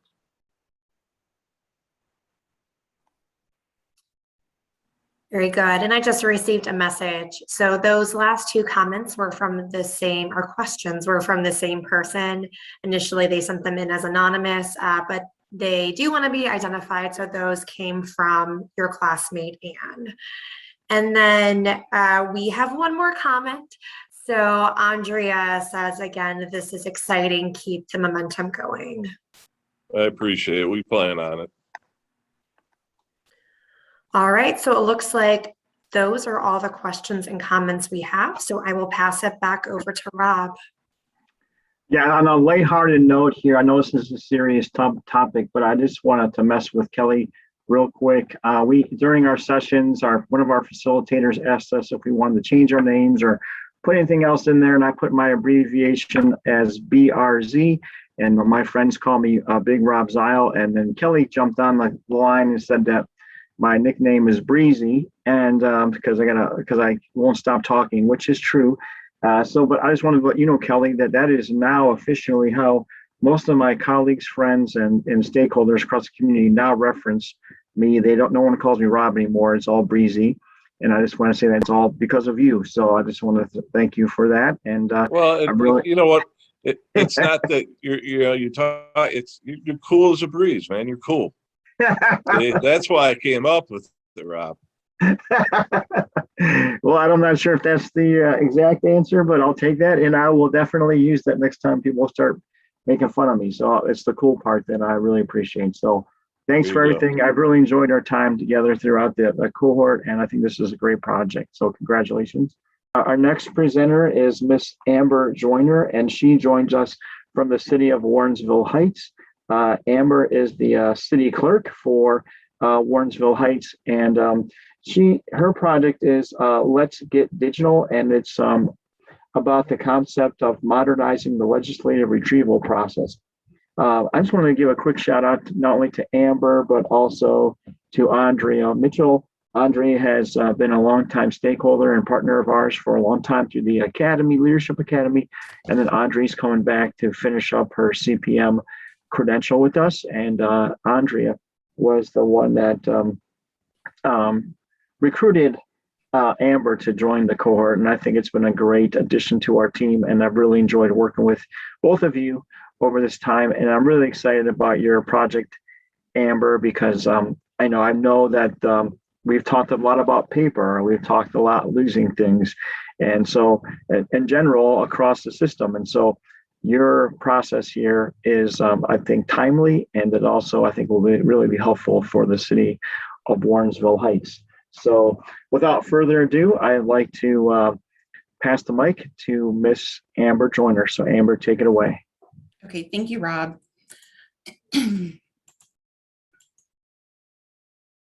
Okay, so thank you, Rob, for the introduction. But again, my name is Amber Joyner, and I'm the clerk of council for the city of Warrensville Heights. I've been the clerk for almost 3 years. And my project is about modernizing the legislative retrieval process. And in doing that, I think, let's get digital, digital. I want to get digital, digital. And here's why. The current state of legislative retrieval for the city of Warrensville is undeniably flawed. Our city has no tracking of legislation prior to 2002. So when a department head or director or a member of council calls or emails a request for older legislation, it's very challenging to fulfill that request without key information. Requests are made with little to no information, such as the ordinance number or the year.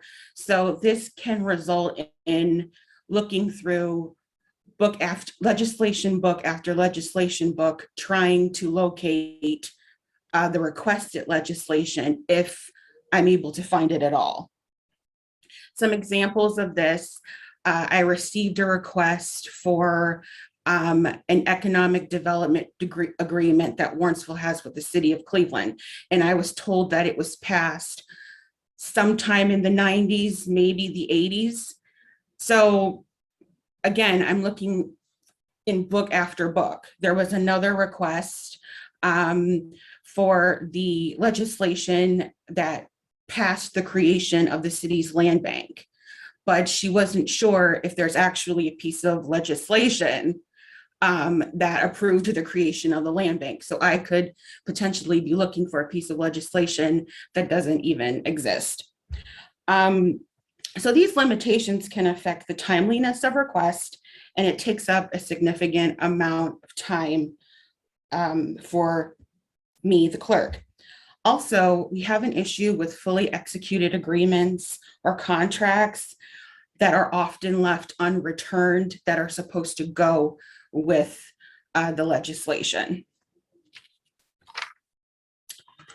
But a clerk of council is the custodian of the legislative records for the city. No one knows the legislation like a clerk does.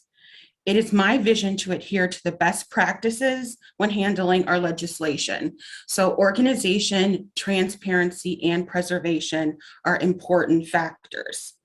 My mission is then to implement a searchable, reliable, and user-friendly digital database for council and members of administration to obtain copies of legislation. In addition, it would be helpful if this digital database had a workflow component, so I can track active legislation. So let's say a piece of legislation didn't pass on the first read, it's on second or third read, that's tracked in the database.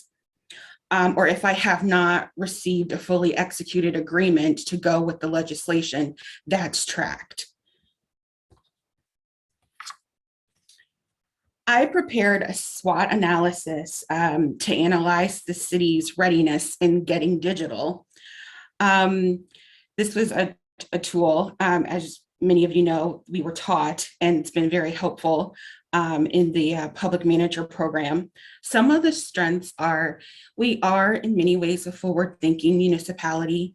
The fact that we moved to a new building in the middle of a global pandemic is a prime example of that. I've heard a lot of positive feedback so far with the colleagues I've shared this project with, and the city has a very determined clerk. Some weaknesses are oftentimes those great ideas and proposals get put on the back burner and you never hear about them again. Help is required. This cannot be executed by one person alone. Opportunities, greater accountability. If certain people have access to all the legislative records, there's not a lot of people asking the clerk for assistance. They're able to retrieve them themselves. Also, we have this database for all of our historical records, which is great. A threat is, of course, cost. That's always scary. And apathy. Although we're a forward-thinking municipality, you still have a lot of people that have worked here for years or been on council for years who may have that if it ain't broke, don't fix it mentality. And this whole process may not be broken, but there are a lot of chips in it, a lot of cracks. So it's getting there. So a 3-phase performance plan was created to address this concern.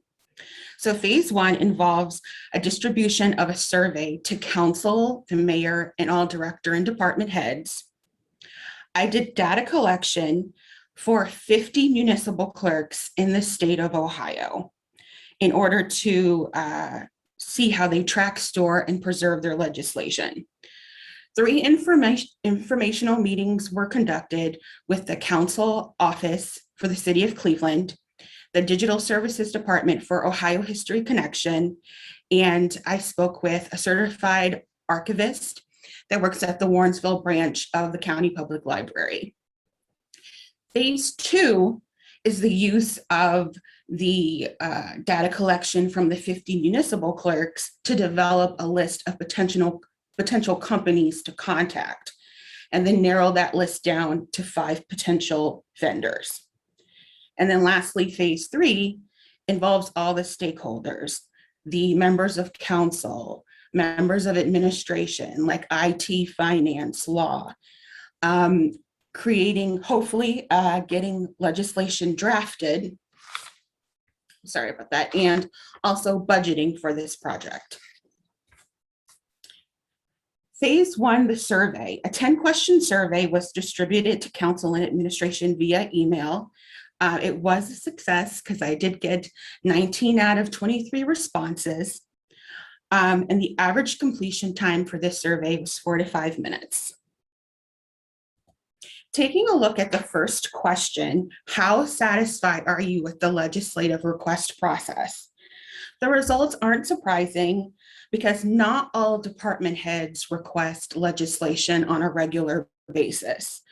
Hence the percentage of I'm neither satisfied nor dissatisfied with what's going on. And then you even have satisfied, they may not want to rock the boat and change the process because they're not the ones that are doing the work. They're just requesting the information. But you can see that there are a few people that think modifications should occur in the process. An open-ended question, how do you think the legislative request process can be improved? Automation was a popular response for accessibility, and security was deemed important as well. Also, being able to request one piece of information in a searchable database where not only that piece of legislation will come up, but other related pieces of information, other related pieces of legislation as well. Someone commented that that would be good to have that. How would you rate the timeliness of your request for legislation? I will state that most of the requests that I get are for legislation where they do have the ordinance number or usually have the year. So I consider every request to be important, so I try my best to be timely. And as you can see in the results, I do pretty well. How valuable do you think it would be for all the city's legislation to be digitized and accessible to council and administration? And you can see the results where 95% consider it to be valuable. Another open-ended question, what challenges do you foresee in the process? Cost, security, finding the right software for our municipality, and then training people on how to use it. Also the startup, the whole process of starting up with this can be very overwhelming, choosing a vendor, getting the right people involved, and the fact that we would be scanning all of our legislation. There is a comment regarding the need for the clerk of council to still be the custodian of the legislation, regardless if it's digitized or not. There were a few people that didn't see any challenges because they felt that the city should already be at the point of digitizing legislation. Another open-ended question, do you have any ideas or resources for the clerk of council to improve the process? There were only 3 responses to the question. The answers further discussed having a web portal with searchable PDFs, software to upload, and that it's chronicled to find specific legislation. The last statement suggests that all legislation be scanned and that the clerk have sole access to the paper copies. It's not surprising that I received only 3 responses to this question out of the 19 people that took the survey. People may not be aware of the digitization companies out there servicing local government agencies, or if I would have to go about doing this alone and not having the city contract with a vendor.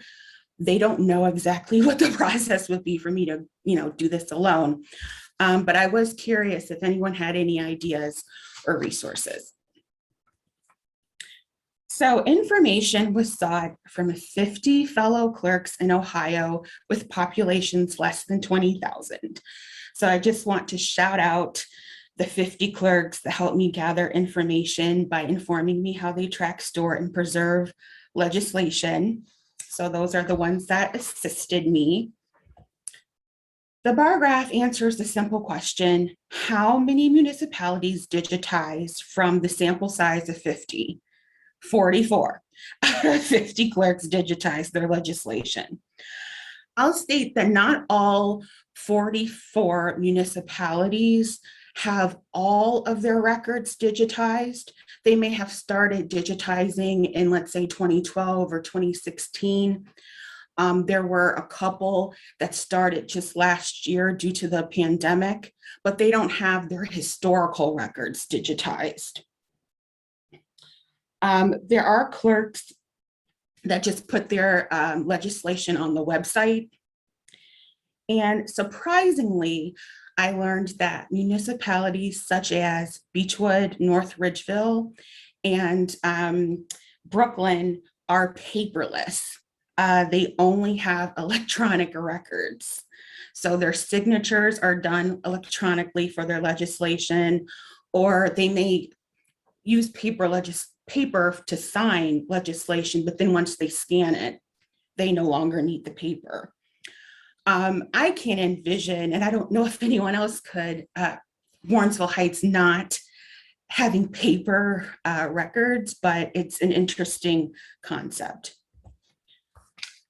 Another question was, who is digitizing the legislation of the 44 municipalities that are digitizing? As you can see, it's almost split. More of the municipalities have contracted with a vendor, though, to keep their legislation scanned and digitized. There are municipalities such as Oakwood Village, Broadview Heights, and Westlake, where the clerks took on the project of digitizing all of their legislation, and they did it, all of their historical records included. And I believe the clerk in Westlake told me it took her 7 years. So going the route of contracting with a vendor to do the work is preferred, and the clerk of council should be involved in every step of the process. When asking questions to the clerk, some of them didn't know specifics like the cost of the service, likely because they weren't involved in that much in the selection process. But this clerk wants to be entirely involved because I'm the one that manages the records and scans the new records into the system. So for the 3 informational meetings, my first one was with the Deputy Clerk of Council, Alan Dreyer, for the City of Cleveland. We talked about how 5 or 6 years ago, they moved from a more document management system. I believe it was OnBase. So just a repository for documents that's searchable, to more of a process-based system that manages the documents. And I believe it's Legistar. Is the name of the program. And process-based because it does have that workflow component where you're tracking the entire process of each piece of legislation. He emphasized the importance of search capability in a database, and he shared that they preserve their paper records in archives building off-site, and they store their paper documents in acid-free boxes. In Warrensville Heights, we have a library, temperature-controlled room where we put all of our legislation are in sectional post binders, and then they're on shelves in cabinets. Surprisingly, I learned that the city of Cleveland does not microfilm or microfiche. And given all of their records, and they don't plan to digitize legislation prior to 2003, it surprised me, although they do have the city record to go by, because microfilming is considered the most efficient way to store records, because allegedly microfilm can last 500 years. And that surprised me because you consider microfilm to be kind of an archaic method, but it's actually a good method, the most reliable. The next informational meeting was with Jenny Solomon, who's the digital services manager for Ohio History Connection. She was very helpful in advising me to create talking points when talking with vendors, ask for references, get a demonstration. She shared that it's ideal to store your digital folder in different places. And a colleague of mine thought of that. When she heard that, she thought of like when you give your neighbor a copy of the key to your home. So just in case you lose yours, someone else has it for you, can help you out, and has that key or that information. Computer or also exchanging the data with another municipality. So let's say I have my records on an external drive, and then I give that to the clerk for Beechwood, and she gives me theirs. Computer output microfilming is recommended. She advised that nothing should be bound. And so fortunately, we don't have anything that's bound, but I do need to get out of stapling because I always staple legislation, and it's in order to preserve legislation, it's best not to staple. And of course, we talked about how deterioration of paper is inevitable. It's yellow, it turns brown, and also the ink fades. And I can definitely see that in a lot of our legislation that's from the 1920s, 1930s.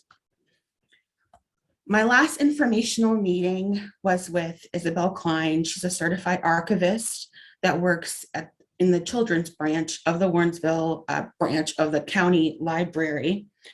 We talked about what it would look like if this project was taken on without a vendor. So basically doing it solo, what resources are there in the community? So the Cleveland Public Library provides digitization services, and the South Euclid branch of the county library has a memory lab. She stated that for an intern, Kent State is actually a good source for college interns. She advised that if using a vendor, it's important that they have OCR software, which is optical character recognition, which is software when scanning because it makes the text within a digital image readable. So I want to thank Alan Dreyer, Jenny Solomon, and Isabel Klein, who is continuing to provide her expertise to the city. It is appreciated. So based on my collection of data from 50 municipal clerks, I chose 5 vendors. The first is Records Imaging Services, and they're a reseller of Laserfiche, which is a process-based document management system. SE Blueprint is a business that provides a process-based document management system called Plan Cycle. And what was interesting is that they digitized the legislation for the village of Glen Willow, but they actually have worked with a lot of building departments in different municipalities like Mayfield, Beechwood, North Canton. So they have that experience with building department documents. Many of the municipalities use a SureVault for scanning their files and creating an Adobe catalog. They also refer their clients to e-file cabinet if they're looking for a cloud-based document management system. CASNet scans and creates CSV files, which are comma-separated value files, and that's a plain text file that contains a list of data. They also have a cloud-based repository called eSafe. And lastly, Ameriscan was chosen for their document management system called Documents on Demand. They also have a process-based document system called DocuCare, but it's very expensive, so that won't be considered.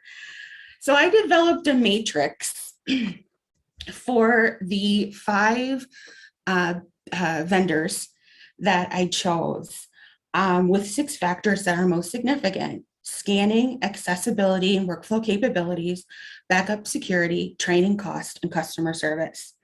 As you can read, all the vendors provide scanning services, with the couple giving me an approximate time frame of when they would be able to complete it.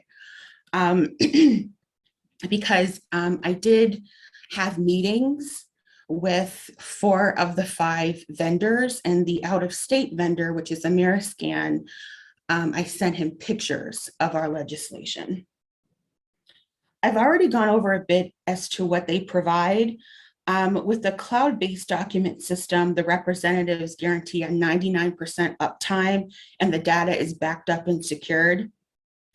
The representative from SE Blueprints emphasized the importance of digital preservation in making sure your data is stored in more than one place and that it remains up to date, which reminded me of what Jenna Solomon from Ohio History Connection and I discussed. So I was very impressed by that. All the vendors provide training, one at an additional cost.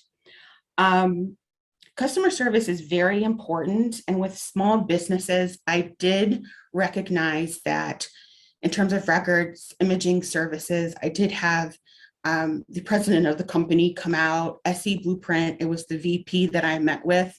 And the fact, I know that these are small businesses, but the fact that the head of the companies are coming out because they want to engage with their clients is really nice to see.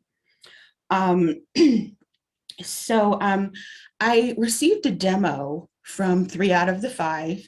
CASNet is currently working on a sample to provide for the city of Warrensville Heights. and the out-of-state representative sent example links of the other municipalities that use documents on demand.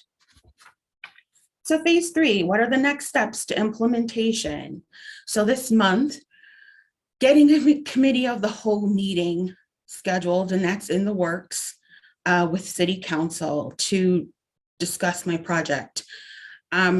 Meet with members of administration that are key to the development of this project, IT, finance, law, and the council president. And also it's interesting because I shared this project a couple of days ago with the building commissioner. And when I got to this slide, he's like, I want to be a part of the conversation too. And I was like, okay, great. Also, it's important that the books are reviewed, the newer books, just to make sure all the contracts are there and everything's ready for scanning. Additional demos and informational meetings to narrow it down to 2 vendors, and then hoping by December we select one. The legislation is drafted and voted on, and this is budgeted for 2022. And then I'd like to kick this off January of 2022. I'd like to leave you all with something that was discussed with the certified archivist, Isabel Klein, that works at the Warrensville branch of the library. We talked about how people don't understand the value of historical records until they need them, and how this is so true. These are pictures of some of our older legislation that was severely damaged when we moved to our new building a year ago, because the movers did not wrap the library cart, and it was raining and it tipped. So you can see the mud stains, you can see the torn pages and the broken binding of the books. And the clerk was left with all of this. So I just want to emphasize the importance and the value in preserving paper documents, and the necessity in modernizing the way we retrieve our records. So let's get digital. Thank you. Questions or comments? Well, that is amazing. I have to tell you, Amber, that I am so thankful that I had my screen off, because when you were singing at the beginning, I'm dancing over here, and I was getting down with it. So that I think that you missed your calling, number one. I love the way that you started things off. That was fantastic. But also I love the fact that just the impact. I think sometimes people assume that things get done, we'll just take care of it or whatever, or you don't need this or that. But I think you did a really good job of showing the need, demonstrating what the impact could be if things are not kept right, in as far as order is concerned. But also the really part I really love about your particular project there is that you did all those informational interviews, identified other resources or folks in the community to come talk to. And I loved the chart there with the different companies and doing that analysis and assessment of what the different options are, so that you can make an informed decision as far as which vendor or which approach to use. So I don't have anything other to say. I think we're going to change the analogy from raising the bar to dropping the mic instead. I think that's pretty much where we should go. Fantastic. So Alexandra, nice job. Alexandra, questions, comments, things from what you're seeing there? Yeah, fantastic job, Amber. So the comments definitely reflect that. So we do have quite a few comments and questions. So first of all, we have a comment from Deputy Chief Dotson. He says, wow, what an eye-opener. In my opinion, this process needs to be considered and implemented immediately. Thank you. Andrea Mitchell sent over 2 remarks, so some comments and a question. She said that she loved the visuals and she's still singing. Excellent job. He also said you provided a clear explanation of your role and record maintenance, so needed. And you also mentioned 3 paperless municipalities. In the clerk sphere, is there a fear of hacking or digital malfunction? Do you propose a hybrid model?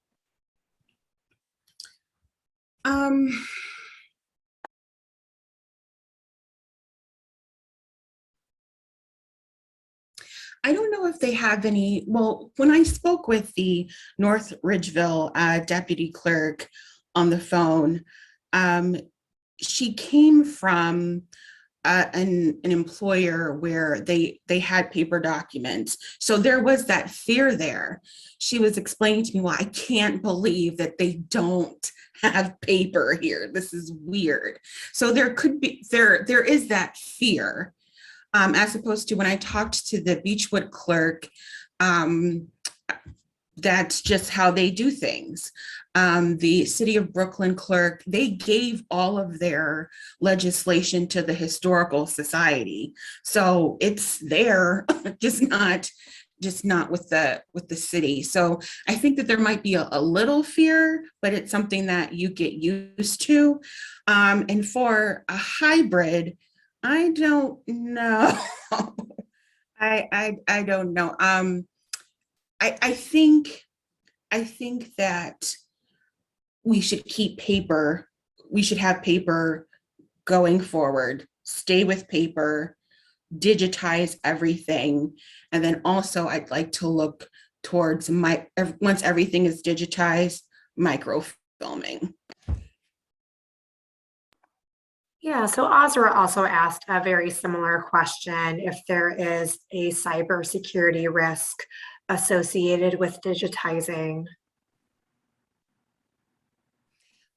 I mean, I'm sure there is, but I mean, that's why it's important to make sure that documents are secure and that you have a backup in different places.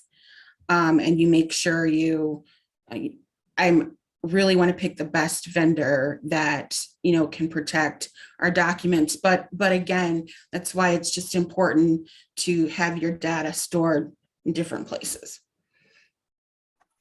And Azra also said that you set the tone with your opening statement. The jingle stuck with me throughout the presentation, and I totally agree. Thank you. So some more comments. So Anne Marie Donican is impressed with the depth and dedication to the project. Most folks or elected officials don't appreciate the need for preservation of records. Nice job, Amber. Thank you. Kelly King says, excellent job, Amber. You really put a lot of time in this. Thanks. Yes, that is very evident. You did such a thorough job. Jennifer Kuzma says, great job with your research and creating excitement around your project. Love that you got good data from good resources. Good luck with launching this in 2022. Thank you. Scott also says, no question, just praise. This was just an amazing project, Amber. So conscientious and so thorough, just phenomenal. Thank you. Okay, another comment. Lots of love coming from your classmates. Tony says, as someone who worked with a city council for a little over a year and thereby witnessed the current process of not digitizing legislation, this process is very much needed. All right, so it looks like we have one more question. So last call from the audience to send in your questions and comments. Otherwise, Trent asks, once the initial digitization is completed, how will the new records be added to the digital repository? Okay, well, the vendor that we choose will provide training. So what's going to happen is I want to be able to scan all new legislation myself. I know with some municipalities, they may just file it And then at the end of the year, they send it to the company to scan. I know a lot of municipalities do that with a SureVault, but I'm looking to scan as legislation is voted on, and I get all the documents that I need.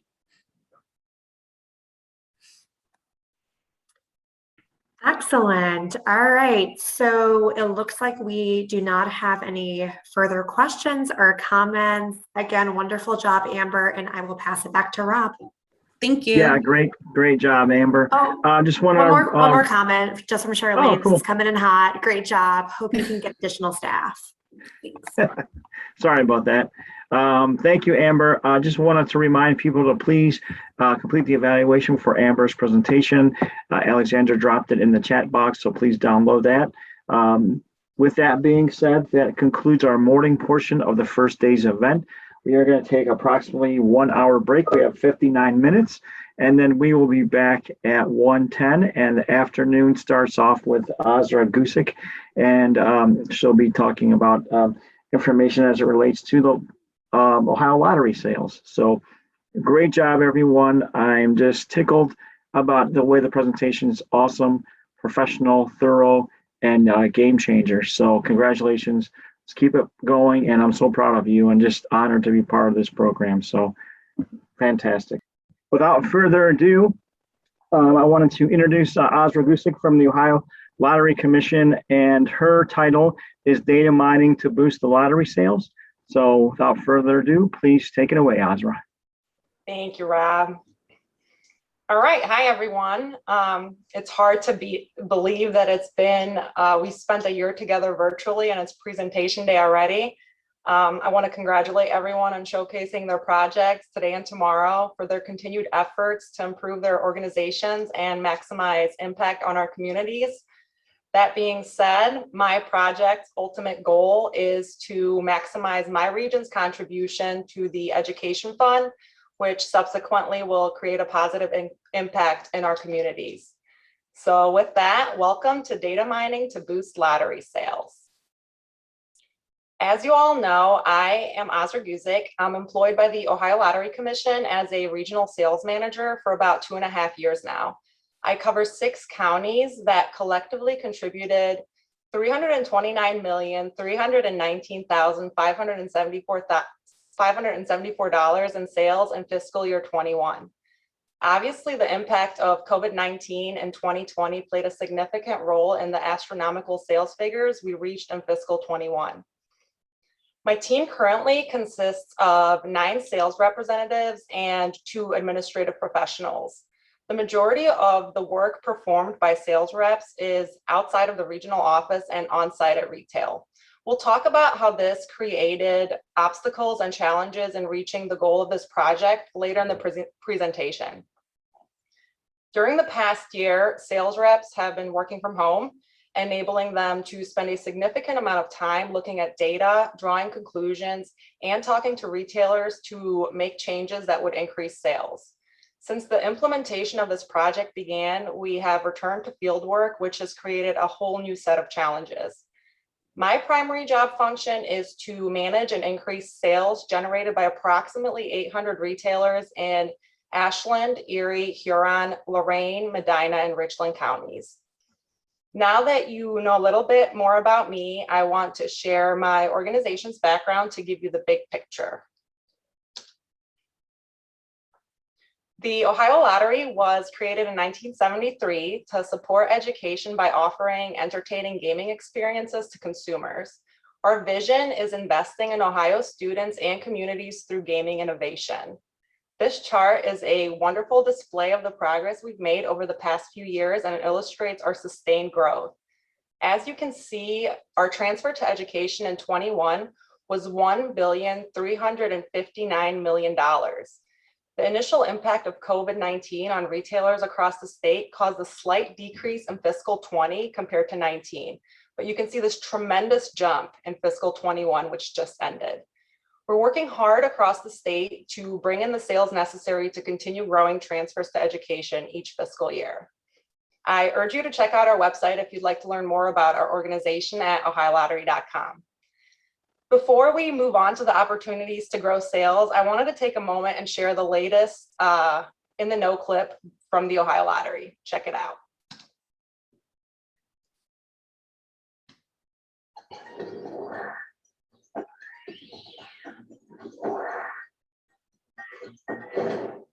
Hey everybody, welcome to In the Know. This month we are heating things up with big winners, some Powerball news, and scratch-offs you don't want to miss.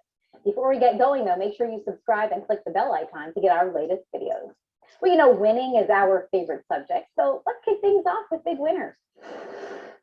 Harold and Garrett from Fairfield shared in a millions scratch-off and won $1 million. The pair often play scratch-offs together and decided to split the annuity prize of $40,000 a year for 25 years. Nicole won a $130,000 rolling cash prize jackpot. She bought her winning ticket at Fast Lane Food Mart in Cincinnati. Richard from Dola won $100,000 playing Money Multiplier. He bought his winning ticket at Circle K in Findlay. Dudley from Toledo won $10,000 playing $100 million cash extravaganza. Ready Spirits in Toledo sold the winning ticket. John from West Fayetteville won $50,000 playing 40th anniversary millions. He bought his ticket on the Ohio Turnpike. Do you have a winning ticket? Once you cash it, share it with the hashtag #IWonTheOHLottery, and you could be our next featured winner. Late last month, we introduced some new scratch-offs. Take your pick and find your favorite. Summon all the lucky symbols you can think of with beginner's luck. This $1 scratch-off has a top prize of $1,000. Try the $2 scratch-off, rock, paper, scissors, and you could win the top prize of 10 grand. Get the $5 cash multiplier scratch-off for a shot at the game's $150,000 top prize. Money bag multiplier comes in at the $10 price point, and it's got a top prize of $500,000. Try the $20 scratch-off, $300 million diamond dazzler, and you'll be sitting pretty if you win that top prize of $2 million. Big Bachelorette fans? Then check out our dazzling love commercial and see why our heroine chooses the new $300 million diamond dazzler game. I choose the $300 million diamond dazzler. Or just ditch the rose and the drama for a coin and play the game for yourself for a shot at $1 million.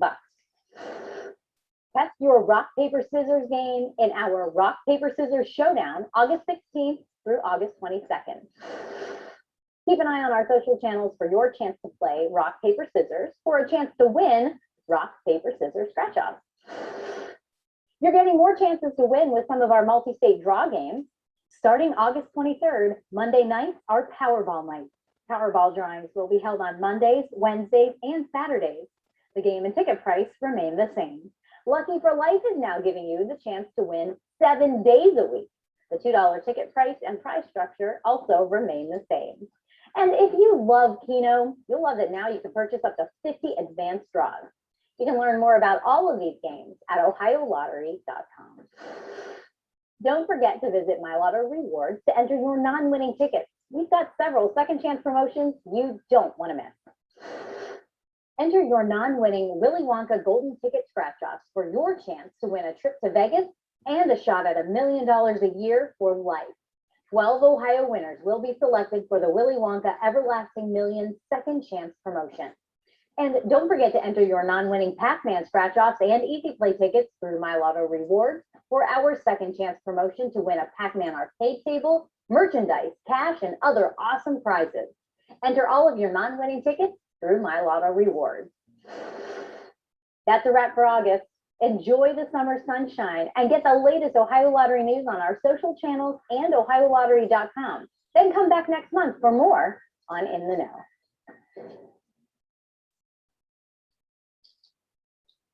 All right, I hope you all enjoyed that video clip promoting our latest new game release and showcasing some of our recent big winners. That's my little plug of the latest from the Ohio Lottery. Now that you have a little bit of a background about me and the lottery, let's talk about the opportunities the sales division has to reach optimal sales this fiscal year. Big data. Who hasn't heard that term? In this day and age, data is being collected everywhere, on every platform, through most ordinary activities we as consumers participate in. Think about going to the grocery store. Data is being collected about every single purchase you make. even data sets that can predict if you purchase one specific item, the likelihood that you will purchase a complementary item. By definition, courtesy of Oxford Dictionary, big data is extremely large data sets that may be analyzed computationally to reveal patterns, trends, and associations, especially relating to human behavior. If you recall from our database decision-making course with Professor Joe Andre, data analysis can lead to 3 outcomes: descriptive, predictive, and prescriptive. My focus throughout this project has been the predictive outcome, the what could happen if we implement data-driven decision-making amongst our sales force. So how does this apply to lottery sales? Well, the shift toward data-driven sales strategies in the marketplace has created new opportunities to grow sales in fiscal 22. In collaboration with our vendors, we have endless data sets that are being broken down by region, district, and even zip code. This information is undoubtedly one of the most valuable tools to identify sales opportunities in the marketplace. What we don't have is an efficient means to educate and engage our employees in effectively drawing conclusions from the data.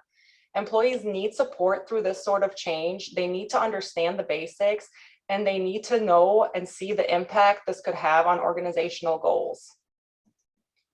As you can see in this image, this is our latest scratch-off game release, which we allocate to retailers that sell scratch-offs. Sales reps then assist retailers in positioning these products at the forefront of their business.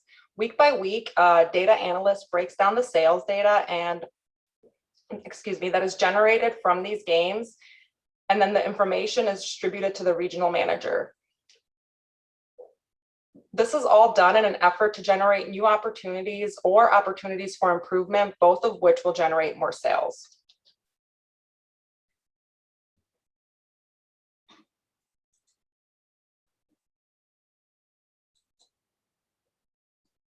Selling a particular product successfully goes beyond creation and distribution. Innovative products are created based on various factors, all of which include surveying consumers on several different options and choosing the most popular option to distribute to retail. Once distributed, retailers sell the products to consumers, which generates sales. The data is collected and analyzed, then applied to decision-making for future product innovations. Currently, sales reps support the retailer's portion of this cycle. They visit locations, post marketing material, manage inventory, ensure equipment is properly functioning, and offer any other customer service assistance needed at retail to maintain a mutually beneficial relationship between the retailer and the Ohio Lottery. Since data analytics is still fairly new to our organization, sales reps do very little in form of looking at spreadsheets and deciphering the information to apply at retail. What this project was designed to do is add a layer to the cycle, that layer being the sales reps themselves. They have access to all the data, so why not use it? This way, they will be at the center of the cycle, contributing directly and indirectly to each stage. Sales reps make up nearly a third of our organization. We have a tremendous opportunity to engage them in applying what we know from various data sets right at retail. They're face-to-face with the customer daily and have the power to persuade retailers to position our best-selling products at the forefront of their business. What they lack is the skills, resources, and confidence in drawing conclusions from all the data we currently provide. That brings me to my vision statement, which is to increase regional sales contributions to maximize profit transfers to the education fund. This is the ultimate end result of this project. The more we sell, the more we contribute to education and thus to our communities. The mission statement is to educate and engage sales reps in data mining and implementing data analytics at retail in an effort to grow sales sustainably. While the regional offices were closed and sales reps were working from home, it was much easier breaking down data, drawing conclusions, and implementing an action plan because they were away from all the distractions that come with their on-site job responsibilities. This has recently changed. Take a look at my initial project breakdown. I've learned over the years that employee engagement is the key to success. Pre-COVID, it was very challenging to keep sales reps engaged because they were in the field 90% of the time. I had limited opportunity to meet face-to-face with sales reps on a regular basis. However, working from home gave us the opportunity to engage frequently and spend a significant amount of time on implementing data-driven changes. Weekly, we spent hours meeting one-on-one, discussing various data and coming up with a plan to target retailers that were underperforming. Sales reps then took action. For example, retailers with self-serve terminals, better known as vending, that were classified as low sellers were contacted, the information was communicated, and a plan was executed to increase sales. This is all remote, by the way. We tracked the data over a predetermined period of time, anywhere from 12 weeks to 6 months. We were able to assist retailers in increasing sales and remove and relocated low performers at the end of the cycle to locations that were more suitable for self-serve equipment. Monitoring results has been fairly easy because the data we collect is distributed on a weekly or bi-weekly basis. This allows us to tweak our efforts accordingly. Since implementation began, we've been able to sustain positive sales increases, but not without challenges. This quote hit hard for me throughout this project. It is from our very first session in PMA 6, Understanding the Self and Others. The task of leadership is to create an alignment of strengths, making our weaknesses irrelevant. I knew I had to change my approach from attempting to train everyone on my team to aligning their strengths strategically to gain desired outcome. So we returned to the field full-time on July 6th, so almost a month ago, and have since been faced with many challenges in maintaining this project. I suspect this interruption will last through the end of August before we can prioritize data-driven decision-making again. Currently, sales reps are faced with doing full inventories at retail, returning and giving credit for unsold, aging inventory, updating POS, and troubleshooting equipment issues, along with a number of other issues that arise while you're face-to-face with the customer. Not to mention COVID-19 is still very much impacting us all. They simply don't have the time or the resources to utilize the data effectively. My adjusted approach, excuse me, had to maximize impact. So I created a hierarchy that involves me cleaning and analyzing the data, and I then meet with 2 team leads to discuss and formulate an action plan. The team leads are assigned to work with the sales reps in different districts to relay the information and coordinate the plan to reach the desired result. The buy-in from the sales reps was already there because we spent so much time working with the data during the remote work period. This has been a work in progress over the past few weeks. However, results are promising. Last week alone, we had 7 locations increase sales by simply allowing the team leads to visit, fill their terminals with top selling games. And those 7 locations were identified by a data set provided by our vendor partner. The team leads are demonstrating higher levels of comfort, drawing conclusions from data, and I find myself explaining this information far less than I did a year ago. Next, I'd like to talk about the stakeholders. So who's affected by the output of this project? For starters, my regional team, as well as the entire organization upon successful implementation. Sales reps will gain valuable skills that support performance development measures and could substantially grow sales within their district. Consumers, those who purchase our lottery products, will witness the optimal product mix at retail and a satisfying buying experience, which leads to retailers who will now see an increase in sales, foot traffic, and commissions. As sales grow statewide, we'll be able to maximize our contribution to the education fund, which will ultimately support our school districts.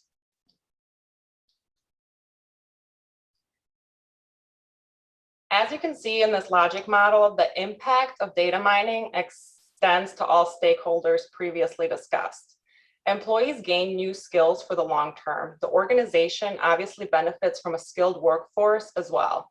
Retailers will be able to sustainably grow if data mining practices continue. Data-driven decision-making should become a permanent practice or program. The regions will meet annual sales goals, local businesses will grow, even expand, and finally, we will be able to meet commitments to the Lottery Profit Transfers Fund annually. Next, I'd like to share some of the challenges we've encountered so far. Some challenges were more predictable than others.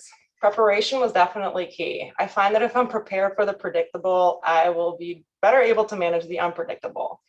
So what did I do to prepare for the predictable challenges? First, skill levels vary amongst the team. That's typical in any organization. Usually technology is faster than the workforce. It's almost always a given. And change is an obstacle for many employees. As we become comfortable in the work we do, and when a new task is introduced, there will inevitably be pushback. During initial implementation, as I took the time to talk to each rep individually, I learned quickly that analysis is a skill that would take much more time to develop than I had allotted for this project. That is why I had to take a step back and create a hierarchy that would conserve time but still drive similar results. The second challenge was the amount of data we were distributing. We had to choose a focus point that generated the most profitable results. During COVID, that focus point was self-serve vending. We recognized that self-serve sales rose 20+% week by week during COVID, demonstrating potential to continue growing into fiscal 22. We utilized reports that alerted us to terminals that weren't full, prioritized filling those terminals with the best-selling games. Initially, we ran into some discrepancies, some inaccurate data, and data that didn't refresh quickly enough from our efforts. Ultimately, it remains useful, and the discrepancies were reported to our vendor partners who are working on software fixes that will eliminate this issue in the future. I was discouraged at first, but quickly learned that it's truly a collaborative effort. As sales reps returned to the field in early July, we were presented with a set of new challenges, which include the resources they have available to them to even be able to view the data. Currently, the only device they have at their disposal is a Note 9 cell phone. If you've never seen what a spreadsheet looks like on a cell phone, take a look at the screenshot of one of our data sources. This is likely bigger on your screen right now than it is when they're viewing it on their phone. It's nearly impossible to use this information when you can't even view it. Regional managers from across the state have voiced concerns and continue to voice their concerns to ensure that our sales reps are equipped with the resources they need to maximize sales. As the agency researches a better solution, we have to continue growing sales with what we have available. As this is an ongoing effort, currently my 2 team leads who have laptops are spearheading the data-driven decision-making. Since the reopening of the regional office, we have had the ability to meet and discuss the information, create action plans to grow sales, and monitor results. Sales reps have administrative office time during which they can use desk stations at the regional office for optimal viewing experience. I also dedicate time to support them as much as possible while in office. Obviously, COVID-19 still has an impact on all businesses in some form, and it certainly affects how employees do business as well.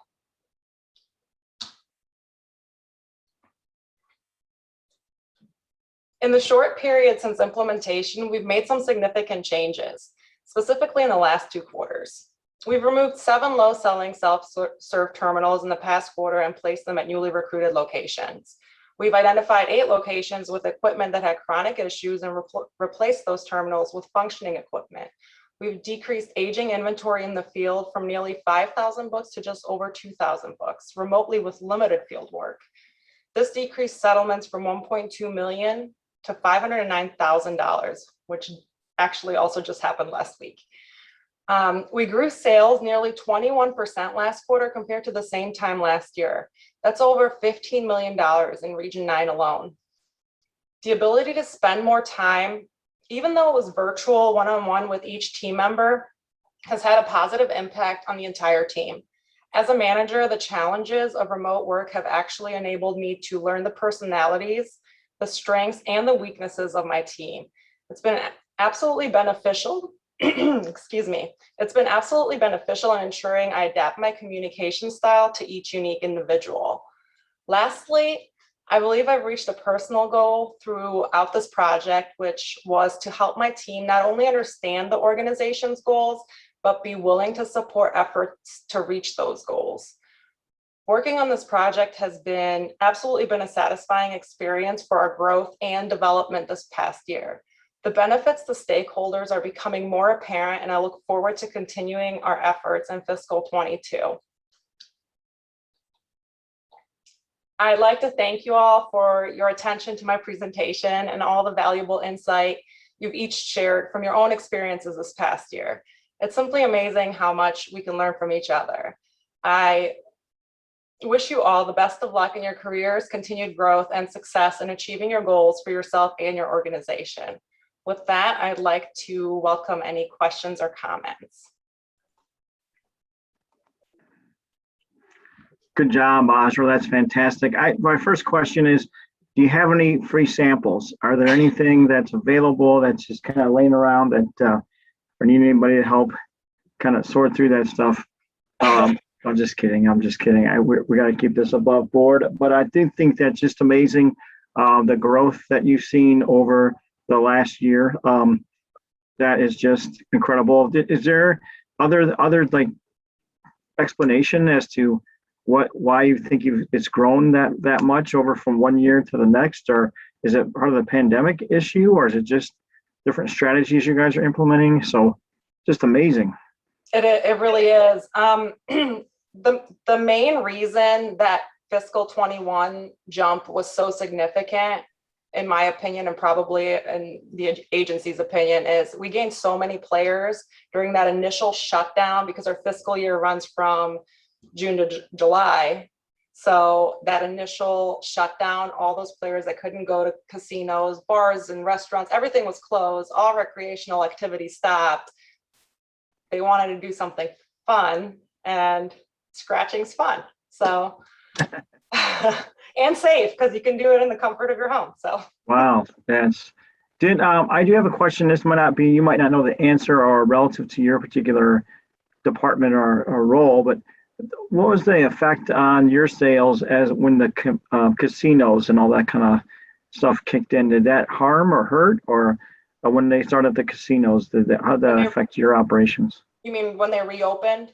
Yes. Yeah. Yeah, we definitely gained some players that came over and that are going to continue playing, but also saw a shift in sales trends heading back towards that portion of, it was expected. We planned for it, which is why now we're pushing all these data-driven sales initiatives in our organization, because we're just going to have a really hard time meeting those sales numbers that we made in fiscal 21 and meeting or exceeding a lottery profit transfer to the education fund that is as extravagant as this past fiscal year.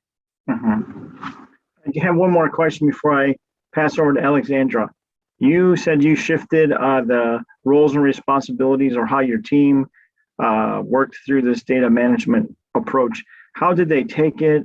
Did you have to changing with HR as far as specific, details as far as what their actual roles and responsibilities, or is that was within your scope of work, and was it a difficult sell from that perspective? It is within the scope of my work. So no, I didn't have to consult with HR or anything along those lines. I would say that if I didn't recognize that the sales reps that initially at the start of this project, when they were working from home, couldn't do this work when they were in the field off of, here's my work phone, this is how big it is, like this is what they work off of.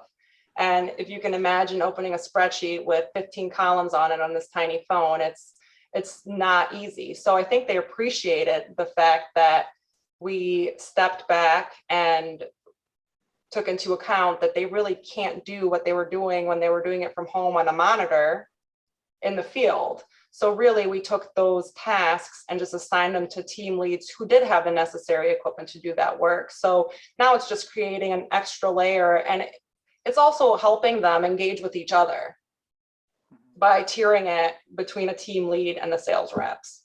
So it's actually been very, very successful. And I really think that we should keep doing it this way going forward.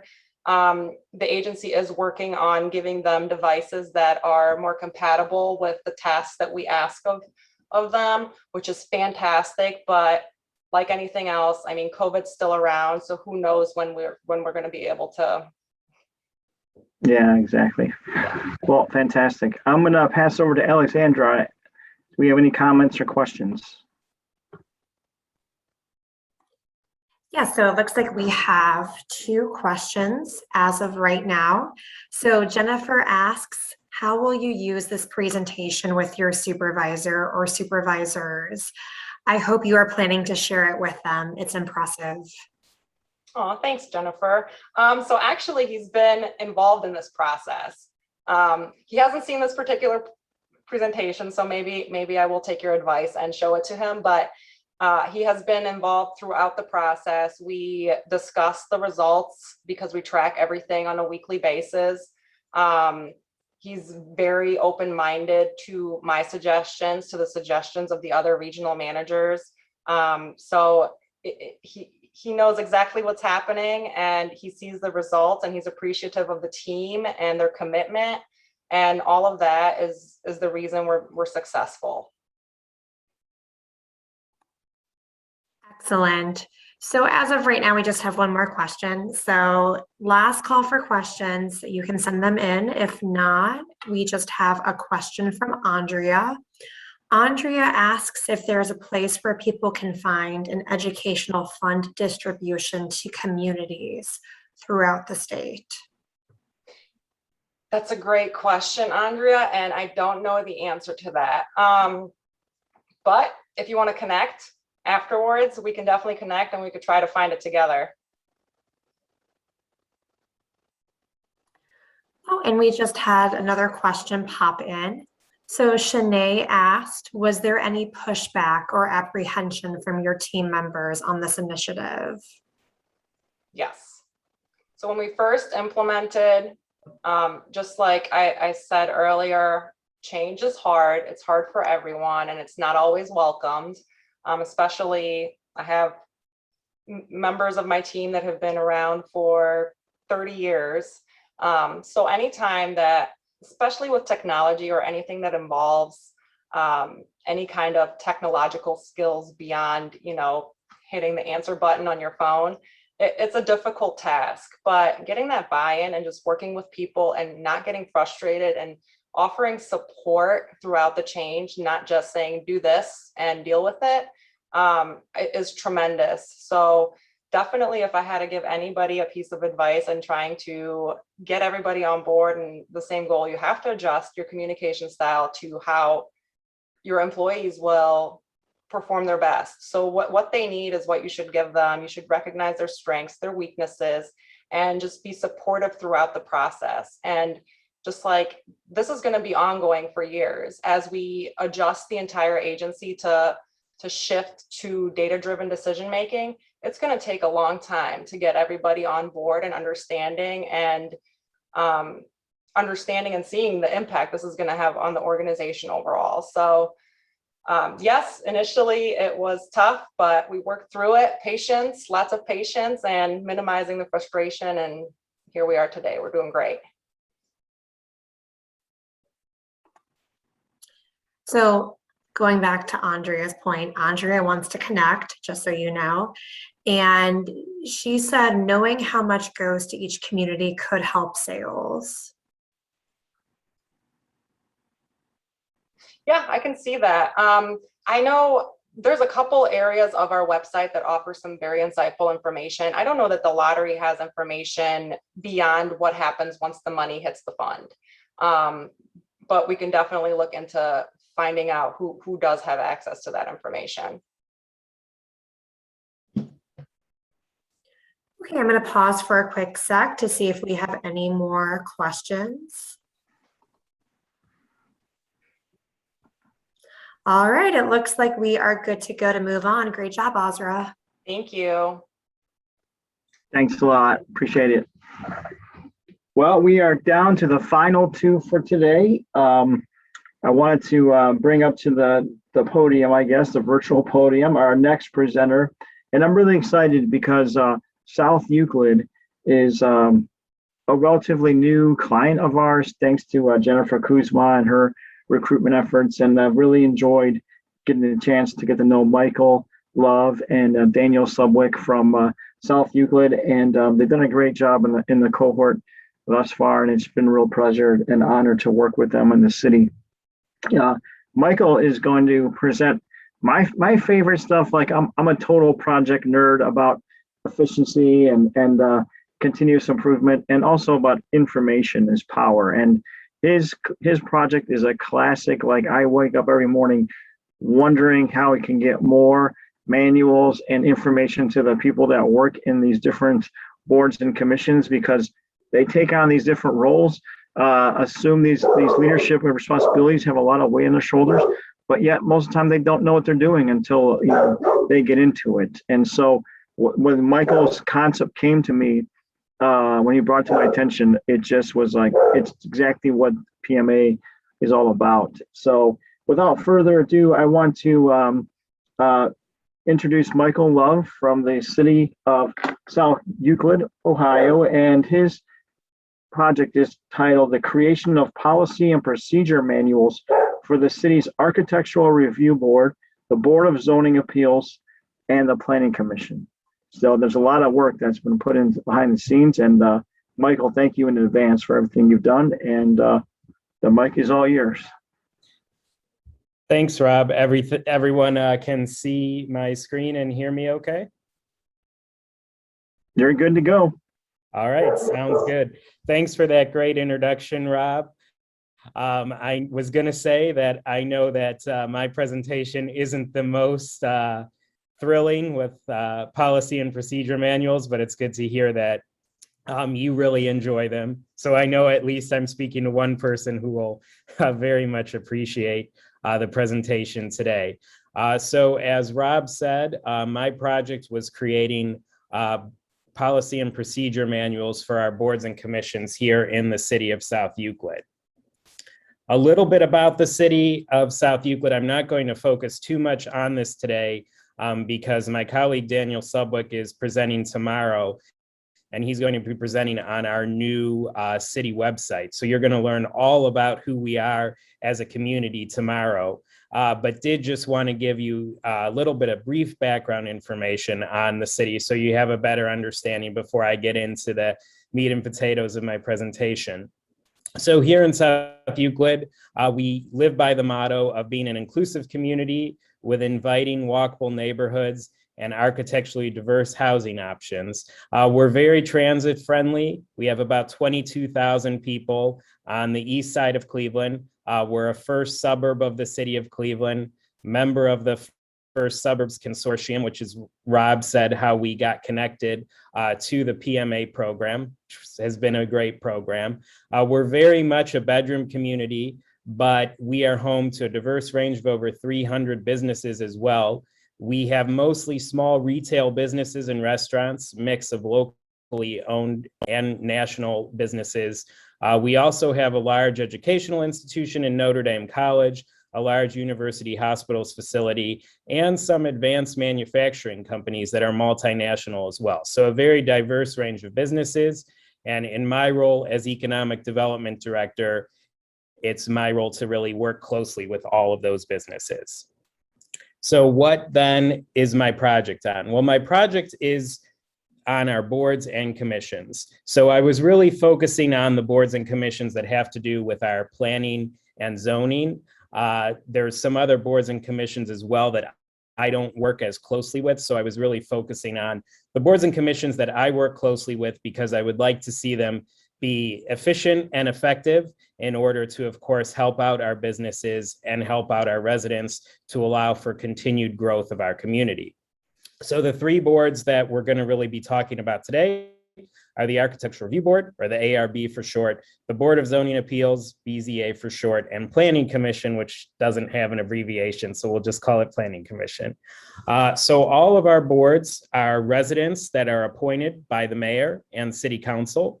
At this point in time, prior to my project, there was no formal training program or manual prior to beginning service.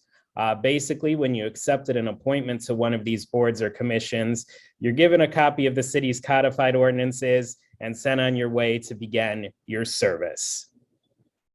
So what are the problems then that's resulted in? Well, when board members take on their new roles, they're really unsure of their purview, their duties and responsibilities. Another issue we see is on boards that have long-term members we see the new members really relying on those members to guide their decision-making since they don't really know what they're supposed to do. We also find a heavy reliance on city staff before and during meetings to help them understand the case and what they're supposed to do. And of course, this definitely blurs the line of independence between the boards and the city administration if they're coming to staff to understand what they're supposed to do. So all of this can result in inefficient and unfortunately even ineffective meetings. So what could be a solution that could be implemented? Well, I had thought through this for a while and had been thinking about this prior to the PMA program, but the PMA programs kind of served as the driving force for me to actually sit down and do this. And that is to create policy and procedure manuals for the ARB, BZA, and Planning Commission. I knew from the start that the best way to do this would be in an electronic format because things change over time and sometimes change quickly. So it's important that we can quickly adapt and not have something in static paper form. Also, one thing to keep in mind is that they can be provided to the new members before they actually agree to begin their service. So now they'll have something in hand to make sure that it's actually the right fit for them before they make this pretty large commitment to serve on one of these 3 boards. So as we provide the manuals to current board members, it also helps them to understand their roles and responsibilities. And I guess it could even determine for someone that they may want to step aside once they have a full understanding of what exactly it is they're supposed to do. So the goal then is providing a document to board members that will allow them to understand everything that's before them and what they're actually voting on without depending on the experience of other board members or even city staff, which should lead to more efficient and effective meetings and better outcomes for the community. So getting into my project then, as Rob mentioned, I serve as the Economic Development Director for the city. And in that role, I attend all of our board and commission meetings and kind of act as the go-to person between the administration and the boards and commissions. So from doing this, I saw that we really have a clear need for better training and better informed board members. And I knew that creating these electronic policy and procedure manuals could be a huge benefit. In talking with current board members, I got the sense that they felt the same way, that they would very much appreciate something that was handed to them that was sort of a how-to guide of how to serve on South Euclid's boards and commissions. So one thing that you have to keep in mind, though, is all of our boards and commissions have different roles and responsibilities and different dynamics. So I knew that creating 3 distinct manuals would be necessary. Unfortunately, it wasn't just something that I could copy and paste because all 3 boards really oversee 3 different things, and also the skill sets of the members and who the members are different. So all of that had to be taken into account when creating the manuals.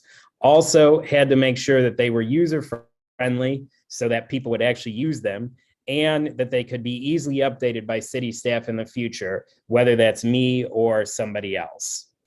So with that, then we can actually get into the manuals for a little bit. So the first one is our Architectural Review Board. So with Architectural Review Board, I would say it's our most independent board by far. It was created in 1998. And all 4 members have been serving on that board since 1998. So you can see they are all long-term public servants. ARB reviews all of our new homes that are built in the city, all new commercial buildings that are built, all exterior alterations, signage, landscaping, etc. So they play a very important role in how the city actually looks. Now, one thing to keep in mind with ARB, when you have people that have been serving on the board since 1998, turnover is going to happen.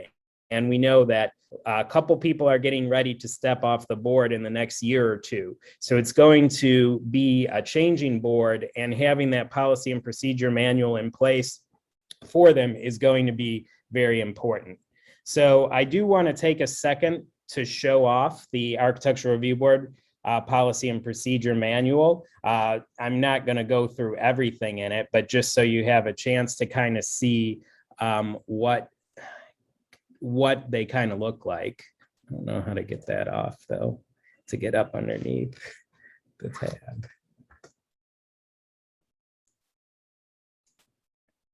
Sorry about that. So here we go. This is the policy and procedure manual for the Architectural Review Board. As you can see, they all have the general same flavor to them, starting off with just a little bit about the ARB and what you're expected to do on that board. Also, what the basic requirements are to be on the board. ARB has the most stringent requirements in that 3 out of the 4 members have to basically be registered architects, and then 1 is a resident. It talks about how they vote.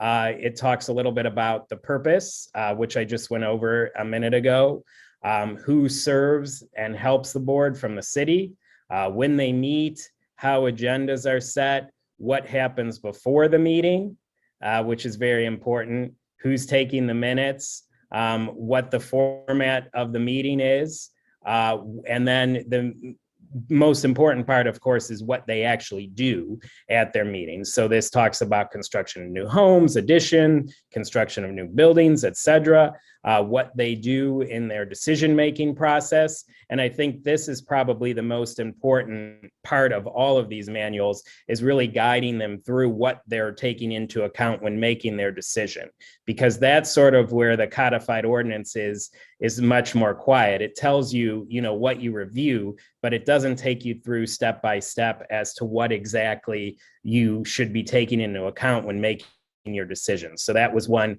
major intent of this manual. And then just a little conclusion about when they should make their decision, and of course, being grateful for their service, because that's one of the most important things to keep in mind. So that is a little bit on our ARB. The next is our Board of Zoning Appeals. So the Board of Zoning Appeals currently has 1 very experienced member who serves as a chair and 4 relatively new members. With this board, the dynamic is definitely that everybody depends and relies on that experienced member, and to an extent, city staff, for making their decision. BZA plays a critical role in approving any or denying any variances from our planning and zoning code. And unlike our other 2 boards, it actually functions as a semi-legal body. So it's just a step below a court proceeding, basically. Witnesses are sworn in, people have to give testimony, etc. So it's something that someone who's chairing that meeting has to be very familiar with in order for it to be properly done, because this BZA is the most chance that one of their decisions could be appealed to a higher court, such as the Court of Common Pleas. So the transcript from the meeting is very important. The goal then of the manual is to help new members better understand their roles and feel more comfortable in their decision making. And again, we'll take a quick look at this manual as well. So here we go. Again, it has the same sort of feel as the ARB manual, talking about who gets appointed, what the pay is. I know some people might be concerned about that. It's not much, but we at least do pay our members. From the charter, exactly what the Board of Zoning Appeals does. And it is, as I was mentioning, the Board of Zoning Appeals is actually the only appeals board for the city. So pretty much anything from our code, if you want to appeal something that's in the code, it has to run through the BZA. And then if you don't like their decision, you can appeal it to Cuyahoga County Court of Common Pleas, but you have to start with the BZA. So it is very much a semi-court proceeding, and pretty, it's the most formal and most serious, I would say, of our boards and commissions. So this sort of walks the new board members through that, what the format is with the chair calling it to order, how they swear applicants and other people in, what testimony looks like, etc. If they decide to rule or continue a case, how they would do that, what types of cases they would normally hear. And again, I won't go through everything, but one of the things to keep in mind is I tried to take the most common cases and really get into detail about how they would go step by step through making a ruling on those common cases. There's some situations which, as I mentioned, when they're looking at everything in the code, that the Board of Appeals might only hear once every 5 years or something like that. So I didn't get into as much detail on those cases, but I would be here, or someone else from the city would be here to try to walk them through those more complex cases. So that is the Board of Appeals manual. And then we will go back to the presentation and talk next about the Planning Commission. So the Planning Commission has no abbreviation, as I mentioned, and it actually is made up of 5 relatively younger members who work collaboratively together. So I would say out of the 3 commissions, they're most likely to quickly embrace and appreciate the manuals that have been created. Planning Commission reviews and approves all commercial site plans, residential development site plans, lot consolidations, conditional uses, pretty much anything you can think of that might alter the community in some way. And the only thing they really aren't looking at is building design, which is the purview of the ARB. So they're a very active, busy commission with a large variety of potential cases. They also handle all zoning issues, including making changes to how the community is zoned and any potential rezoning requests.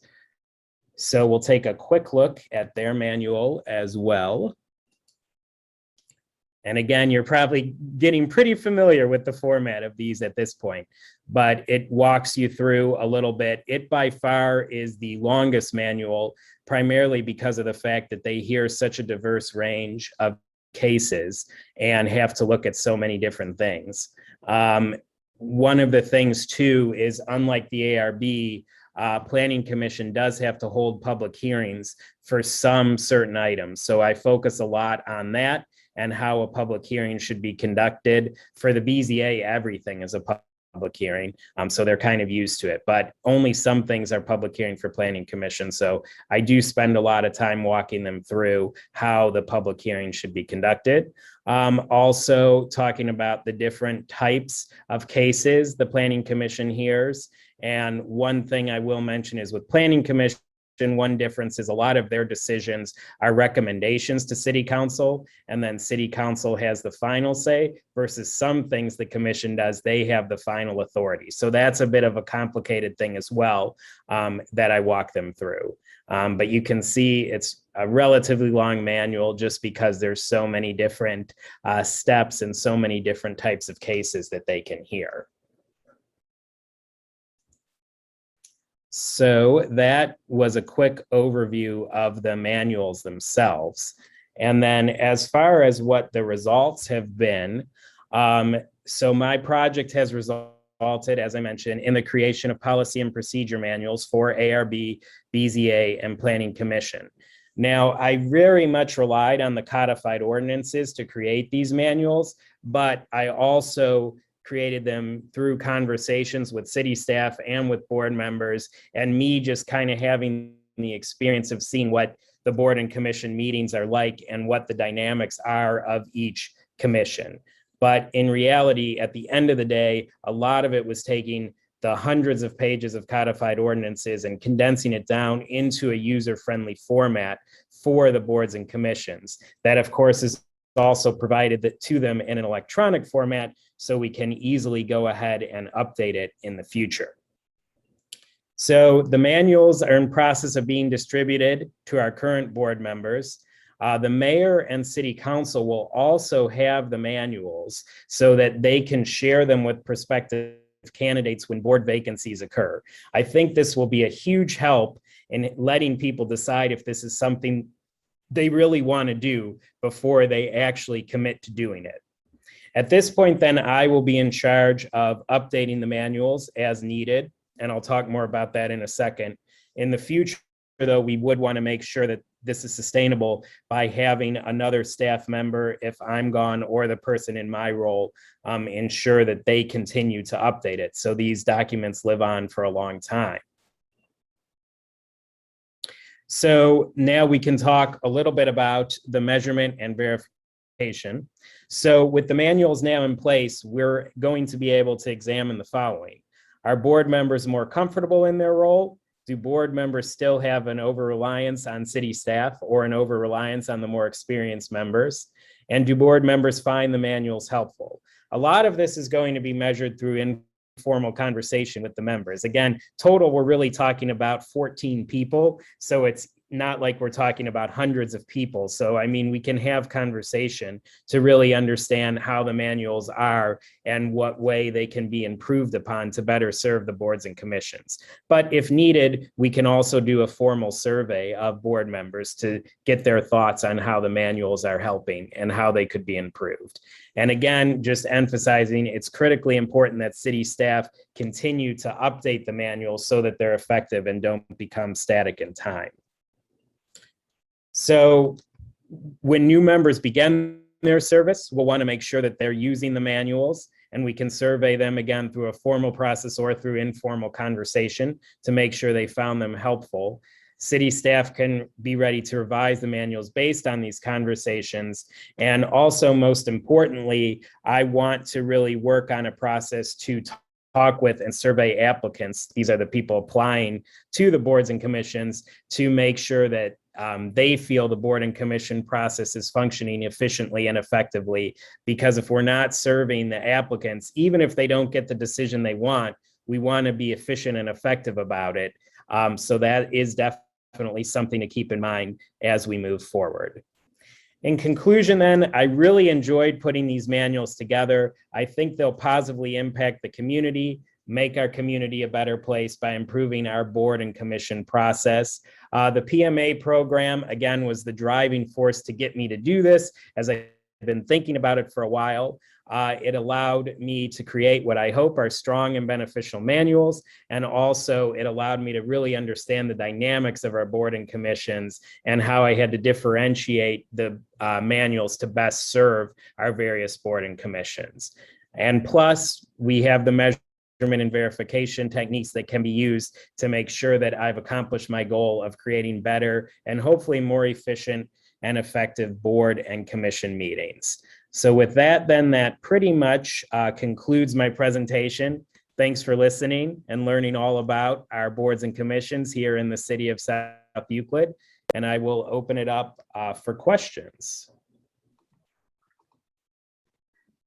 Excellent, excellent job. I love them, like I said before. I love those manuals. And the reason being, and I guess from my perspective, is I'm not a very detail-oriented person. Like, I can't get into my head doesn't work to get into the weeds, but I know how valuable that information is. So I just want to applaud you for digging deep and putting the time and effort and research to compile that, because it's just going to be a very useful tool for generations to come.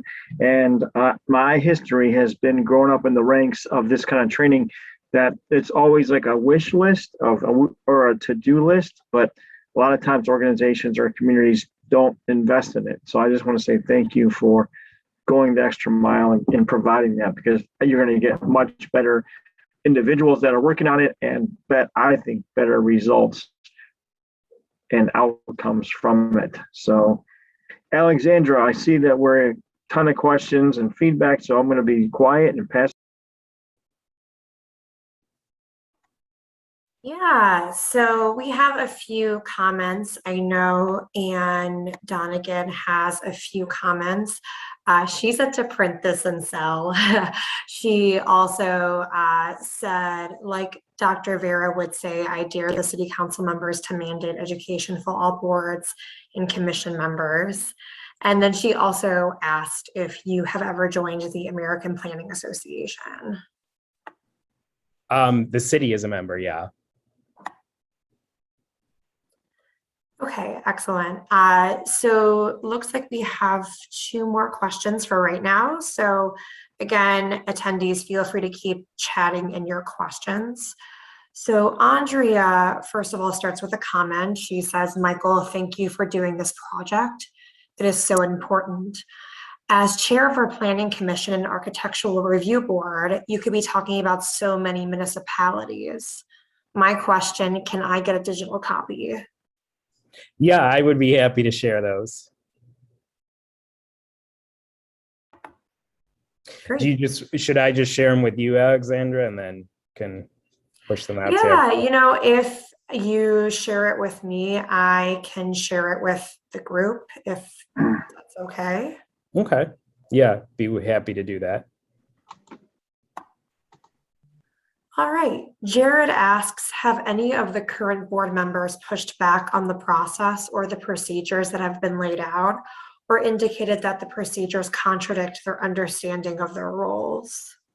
So I will say that I think that there'll be a little bit of pushback, primarily from the Architectural Review Board and potentially from the chairperson of the BZA. As I mentioned, those are kind of the most entrenched people who've been in their positions the longest. So haven't had that yet, but I do think that may occur. But with the ARB, as I mentioned, we're going to be seeing some turnover coming in the next year. So that will be a very good time to really work with getting the manual implemented with that board in particular.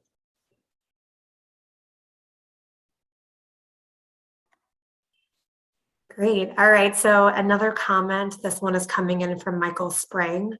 What a great project for one of the many hidden operational needs of city government, more valuable than most will ever realize. Well done.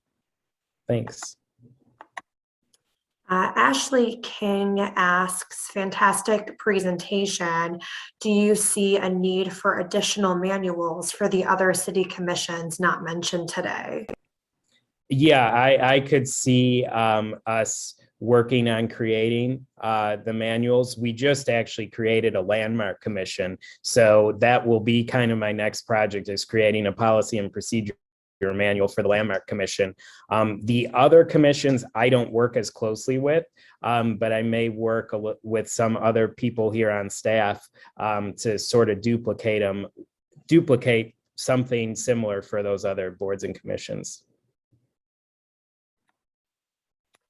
Scott asks, will there be a mechanism for reviewing them and updating the manuals down the road? So I can see definitely an annual update will be needed, because we do an annual update to our codified ordinances. So again, to keep the manuals fresh, we're going to have to make sure, it's staying consistent. I don't expect huge changes, but just reviewing them and making sure they're staying consistent will be important. Also, of course, with the people that are on the boards and commissions, if they feel something's missing or something needs to be changed, we'll work with them to do that.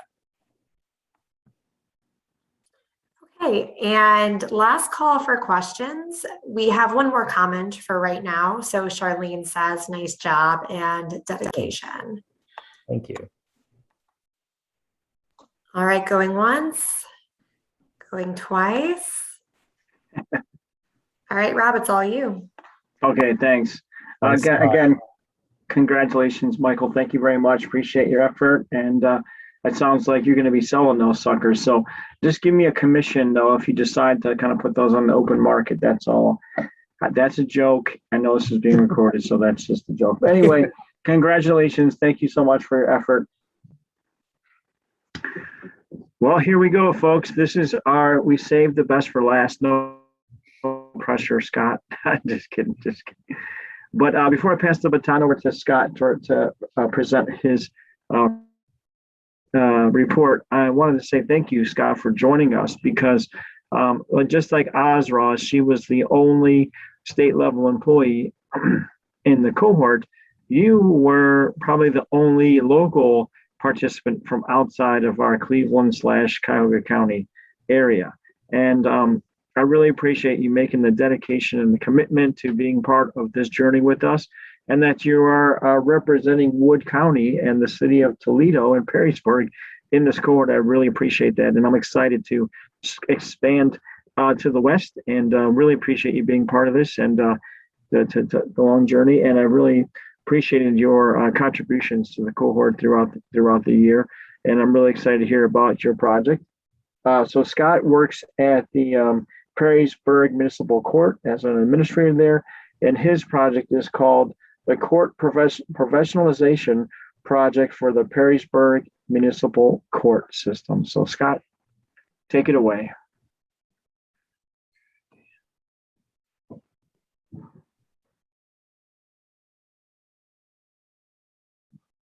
Just trying to get my slideshow up.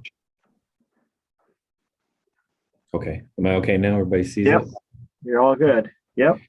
So as Rob just said, my name is Scott Howard. I'm from the Perrysburg Municipal Court. For those of you that may not know, I'm going to show you a little map in just a second, but we're just south of Toledo, Ohio. That's a picture of the outside of our building. If you can't tell right there, we have a set of railroad tracks that runs right in front of our court. So, and my office is on the front end there. So about 6 times a day, a train barrels past there. Just as a little background on municipal courts, they are statutory creations, meaning they're not written into the Constitution. Common police courts are mentioned into the Constitution, but municipal courts aren't. So they have to be created by statute. In particular, our court was created and opened in January 1st of 1960. So we handle typically lesser offenses, less serious offenses than the common police court. So criminal offenses that can only carry local incarceration and only up to 1 year of local incarceration, and then also fines not exceeding $1,000. Just as a little bit of point of reference, according to 2014 numbers, there was about 129 municipal courts in the state of Ohio. So that's a little map of Wood County, and we are in the northern portion of Wood County. The squiggly line across the top there is the Maumee River, and just to the north of us is Toledo, Ohio. But within our jurisdiction, we have 3 different cities. We have Perrysburg, Rossford, and Northwood, and the court's located here in Perrysburg.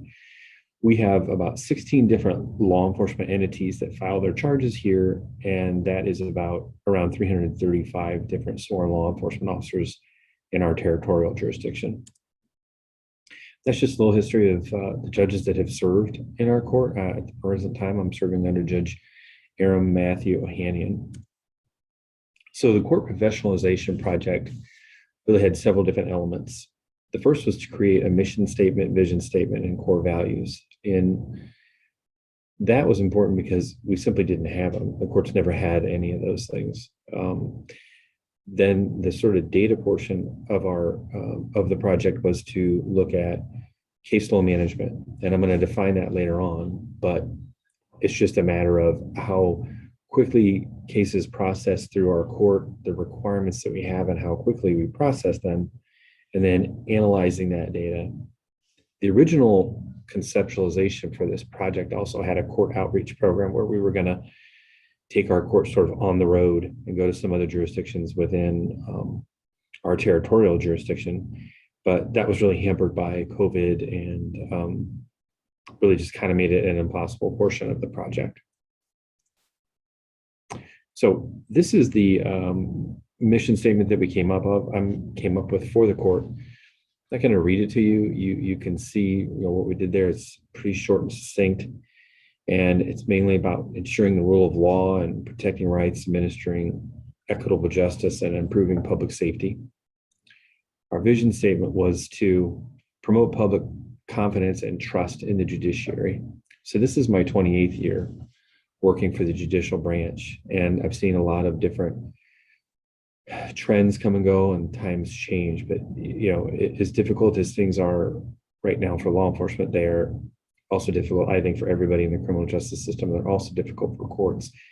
And the reality of our current situation is public trust is lower than it's ever been in law enforcement and in the courts, and research has shown that.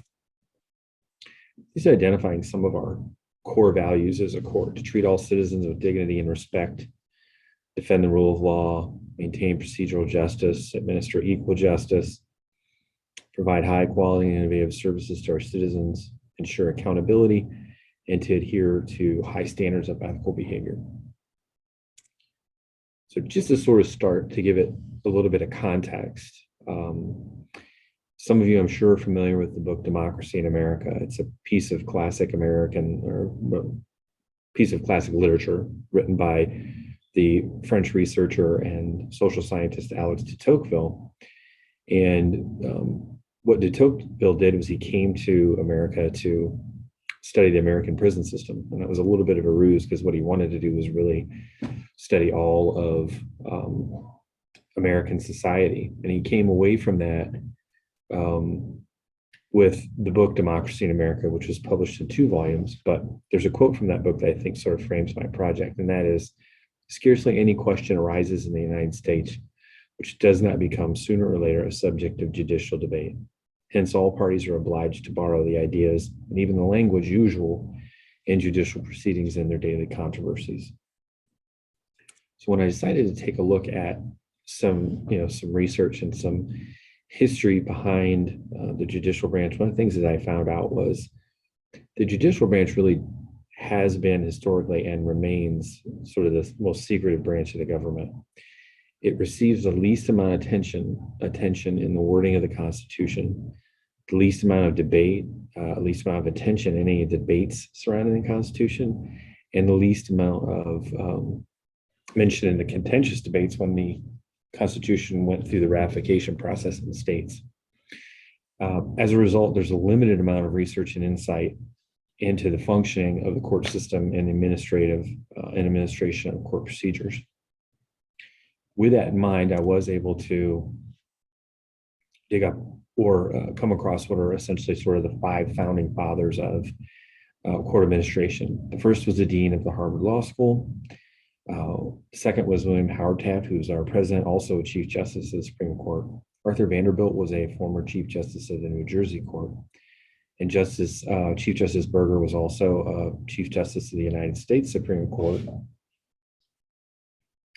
And lastly, Ernest Friesen, who was an administrative director of the United States Courts, which is kind of like a court administrator for all of the United States courts. He's also a former director of the National Center for State Courts.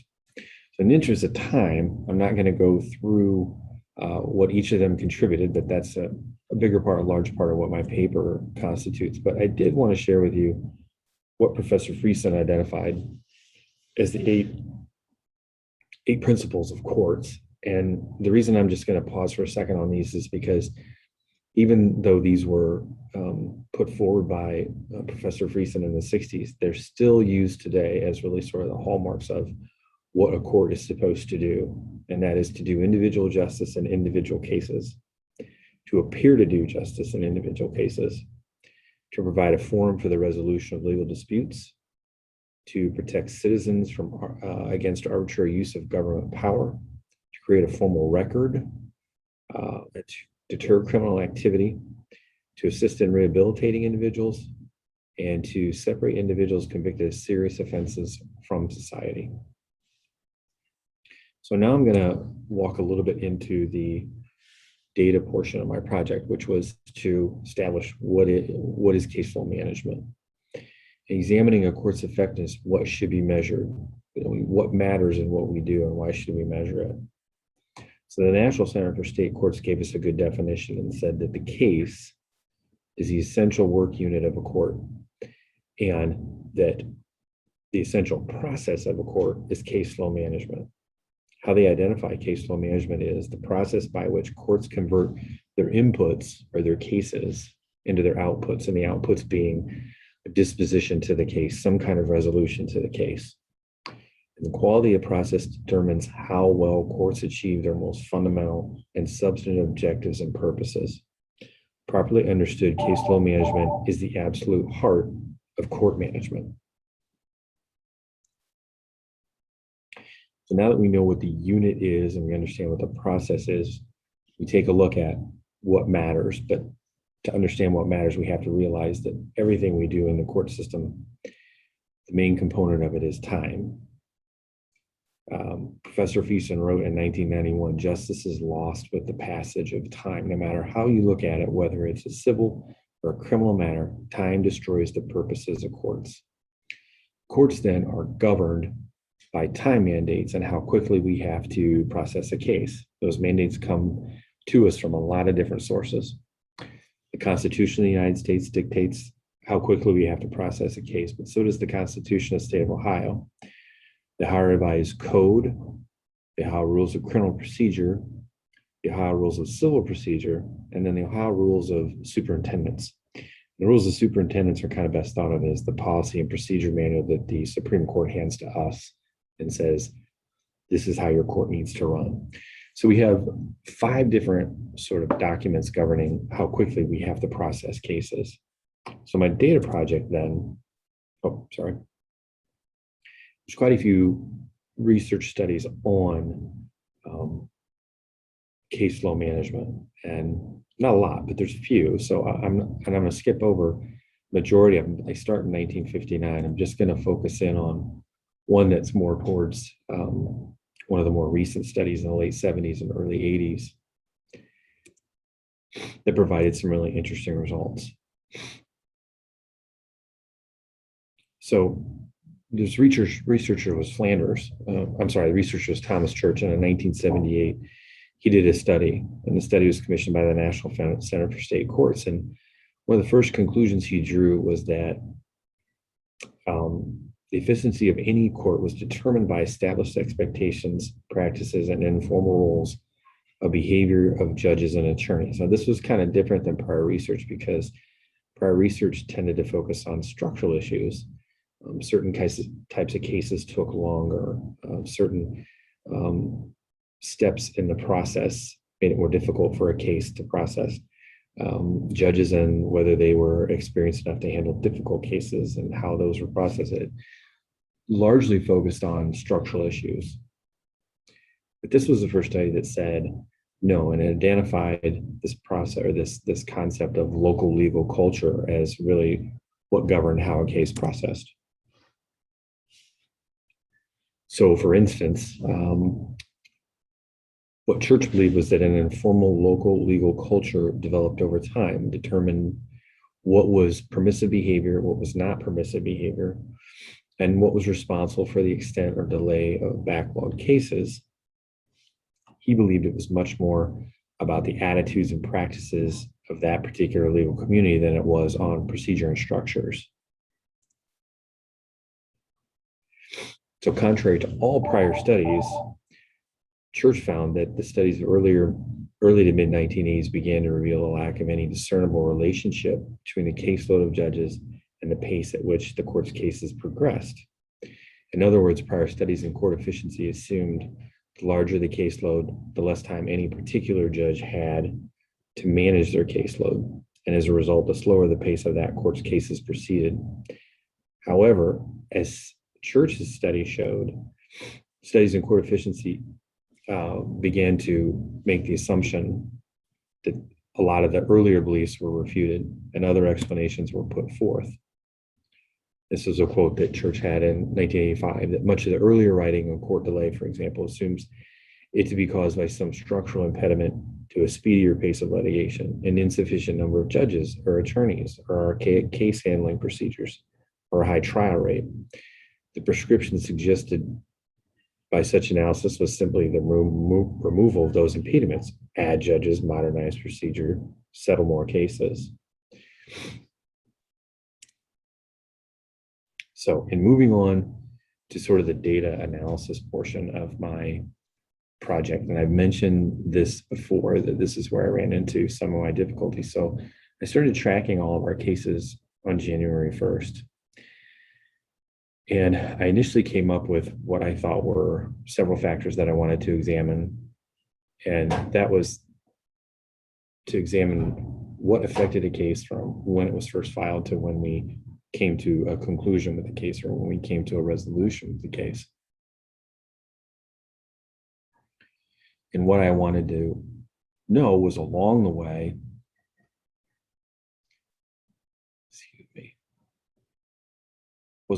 as that case progressed, what types of things were we learning? What types of factors were affecting it? So some of my data set, at least as of by some of this data is from July 4th when I took a measure of it, but we had a total of 744 entries, or 744 criminal cases filed. What I established as a dependent variable for my project was case processing time. How long was it taking to process that case to get it to a conclusion? And then the independent variables were the factors that sort of swirled around that dependent variable and affected how quickly the case processed. So this is a list of just some of the things that I examined as far as independent variables and what might affect it. So the offense and the offense level, this slide is just a little kind of informative thing. It tells you what types of offense and offense levels we have. So in the state of Ohio, we have 5 classes of felonies: a felony 1, 2, 3, 4, and 5, with the felony 1 being the most punitive. We also have 5 levels of misdemeanors, and that being a misdemeanor of the 1st, 2nd, 3rd, and 4th degree, with the misdemeanor in the 1st degree being the strictest of the most punitive of that, and then a minor misdemeanor, which it does not carry any jail time, it only can carry a fine and court costs. But the time mandates we have then are listed underneath that. So for a felony case, if the individual is incarcerated, we have to bring that to a preliminary hearing or get that individual in front of the judge for a preliminary hearing within 10 days. And days run differently when you count them. If someone's incarcerated, that counts as 3 days to 1 day if they're not incarcerated. And then we have 30 days total to try to get that case resolved. And that's only if we get a waiver from the attorney and a waiver from the defendant. On misdemeanor cases, if it's a misdemeanor of the 1st or 2nd degree, we have 90 days to resolve that case. If it's a 3 or 4, we have 45 days. If we have a waiver of time, we have up to 180 days. So that kind of sets the stage for what our time constraints are based on those level of offenses. But back to some of the factors that I took a look at as far as how they affected the study were the offense level, whether they were in or out of custody, who the prosecutor and the defense attorney were on it. I was interested to see if that made any difference. The day of the offense, the day of arraignment, how many continuances were they granted? How many times did they fail to appear? Did they waive their time? The ultimate was the caseload days goal. What were we shooting for? And then differential, were we above that or were we below that? And then ultimately what happened with that case. So just as a lesson that I learned in this study was that you really need to make an effort to manage your data. What I did in this case, which was my mistake, was I kept coming across things that I thought would be interesting to have as independent variables. Well, that'd be interesting to know. That'd be interesting to know. So when I added them in, what happened was it made my data set way too big. So out of my 744 entries, I had almost 15,000 data points. And that really just became too cumbersome, too difficult to examine. And also I needed much more time. These cases can draw out, and I wasn't able to examine a lot of them. But anyway, what I suggested there, my lesson learned, was don't fall victim to data overload. So just to wrap up a little bit, why does this project matter? Time rules the process of courts. This database will serve as a touch point for all the cases managed by us to ensure a timely resolution and disposition, more importantly, to identify and address those factors that hinder their timely resolution and disposition.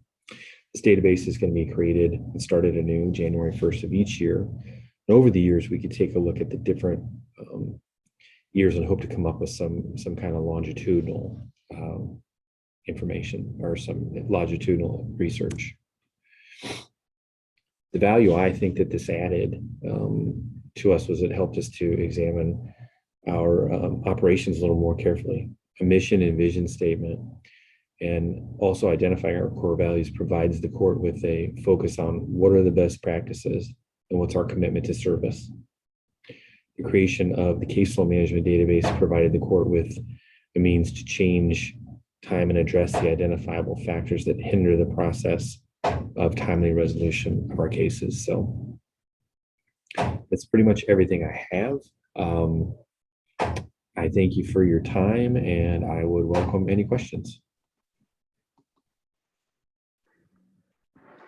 Thanks, Scott. What's your, do you have a question? Like, what's the feedback, or when you're in discussions or doing research and surveying your peers or folks at the court system or other folks that you work with, what do they think about this report and your desire to professionalize things? How's it taken internally there?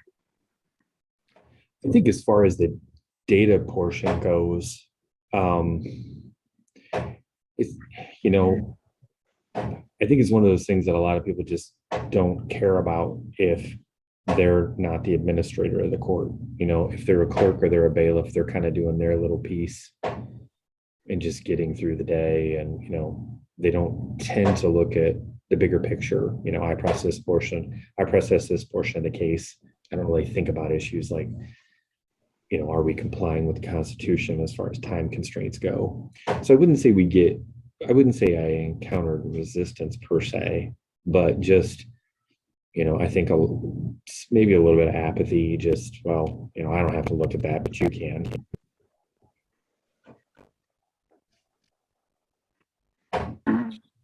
Yeah. I think it's going to affect you, like, moving forward. Like, what are some things you're looking at as far as measure results down the road as you look at this more and more? Like, what are some things you think are really going to be helpful for you as you move down the road? Well, I definitely think I'll make the revisions to the database when I start in 2022, and really, I mean, probably cut in half the number of independent variables I want to count so that it's a more manageable,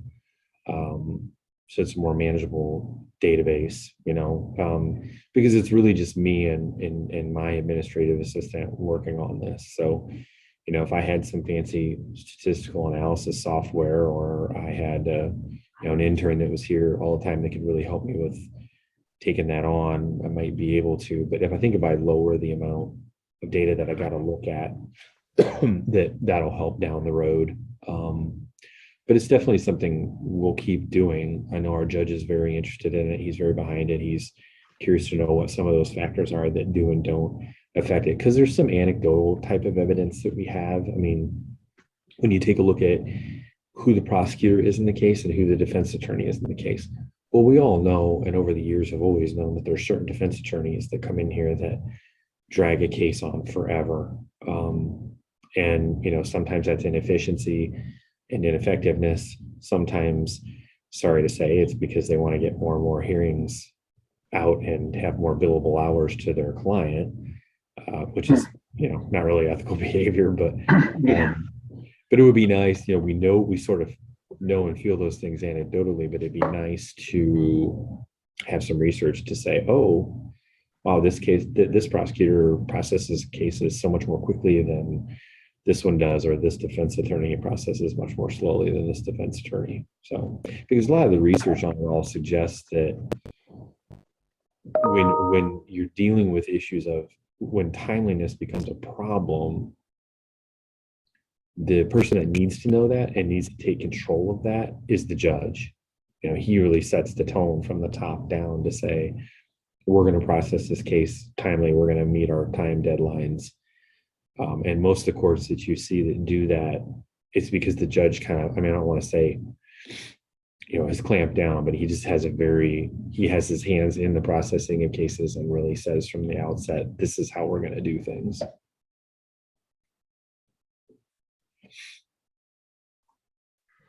Great, thank you. Alexandra, any questions, comments, feedback from the group?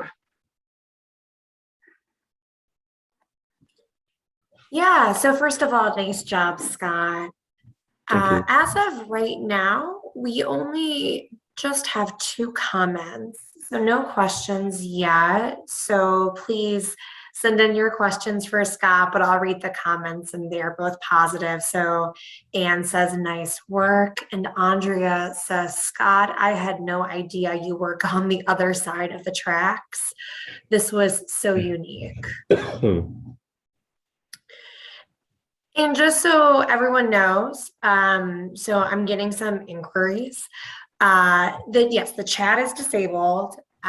We disabled the chat and you just send your questions through the Q&A box. If you have comments, you can just chat it through the Q&A box too, that's fine. But it should be disabled.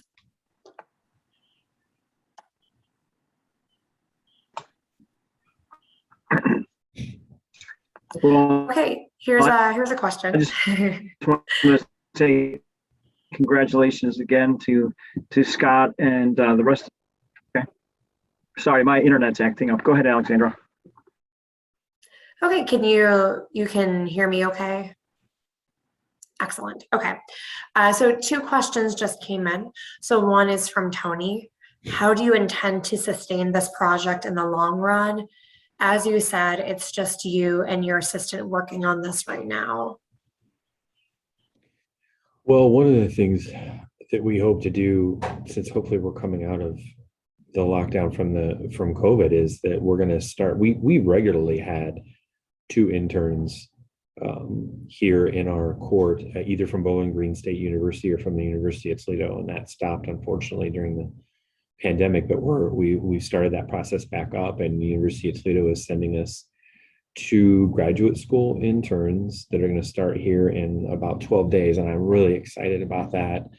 But hopefully, using the interns will clear up some of the responsibilities I have in other areas and give me some free time. And depending on how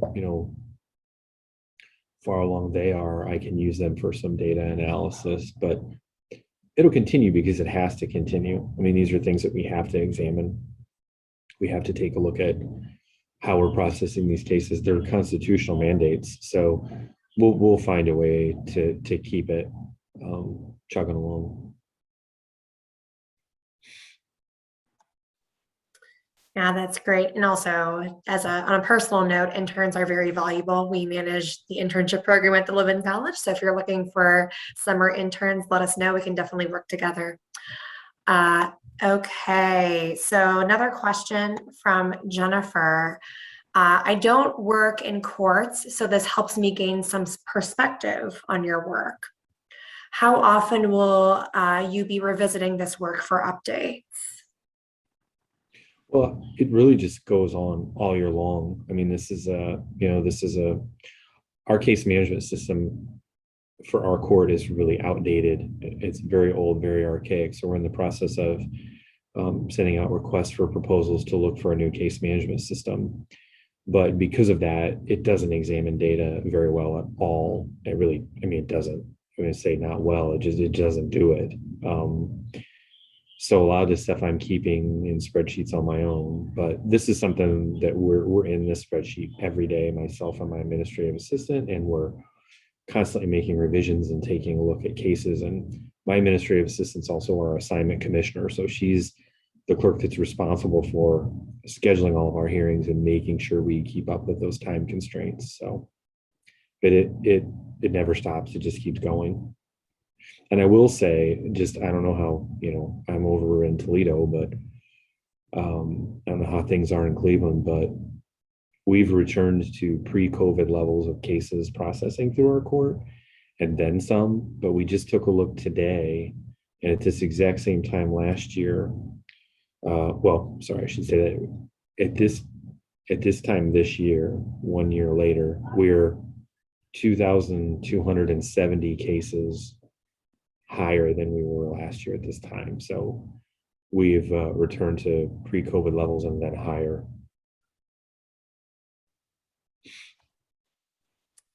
Okay, Andrea says, is it possible to work with UT Law School, so professors and students, to have them analyze? That's actually a great idea. I mean, I hadn't thought of that, but yeah, I mean, that'd be a great idea. And then Team Cmsd, I'm imagining this is coming from Terry, says, Scott, I believe this is a necessity. As a person who has dealt with long delays to court appearances, this needs to be addressed. Yep. All right, so going once, going twice. Any last minute questions? All right, Rob, it's all you. Well, again, congratulations. It is officially 2:55 on my clock anyway. And if you look at your agenda, our program, we said we're going to finish at 2:55. So it's sort of like we've done this before. It's kind of crazy that we had timed out. But I want to say that was a fascinating and impressive first day to the projects. I think you all did an amazing job. You can tell all the work and dedication and effort put into all of them. I'm getting a little emotional because I'm a big geek and a big nerd about this kind of process improvement and good government. And I think we had a great day for that. So I don't know why I am getting this emotional, but I feel like you were part of my family and you all just delivered some amazing products today.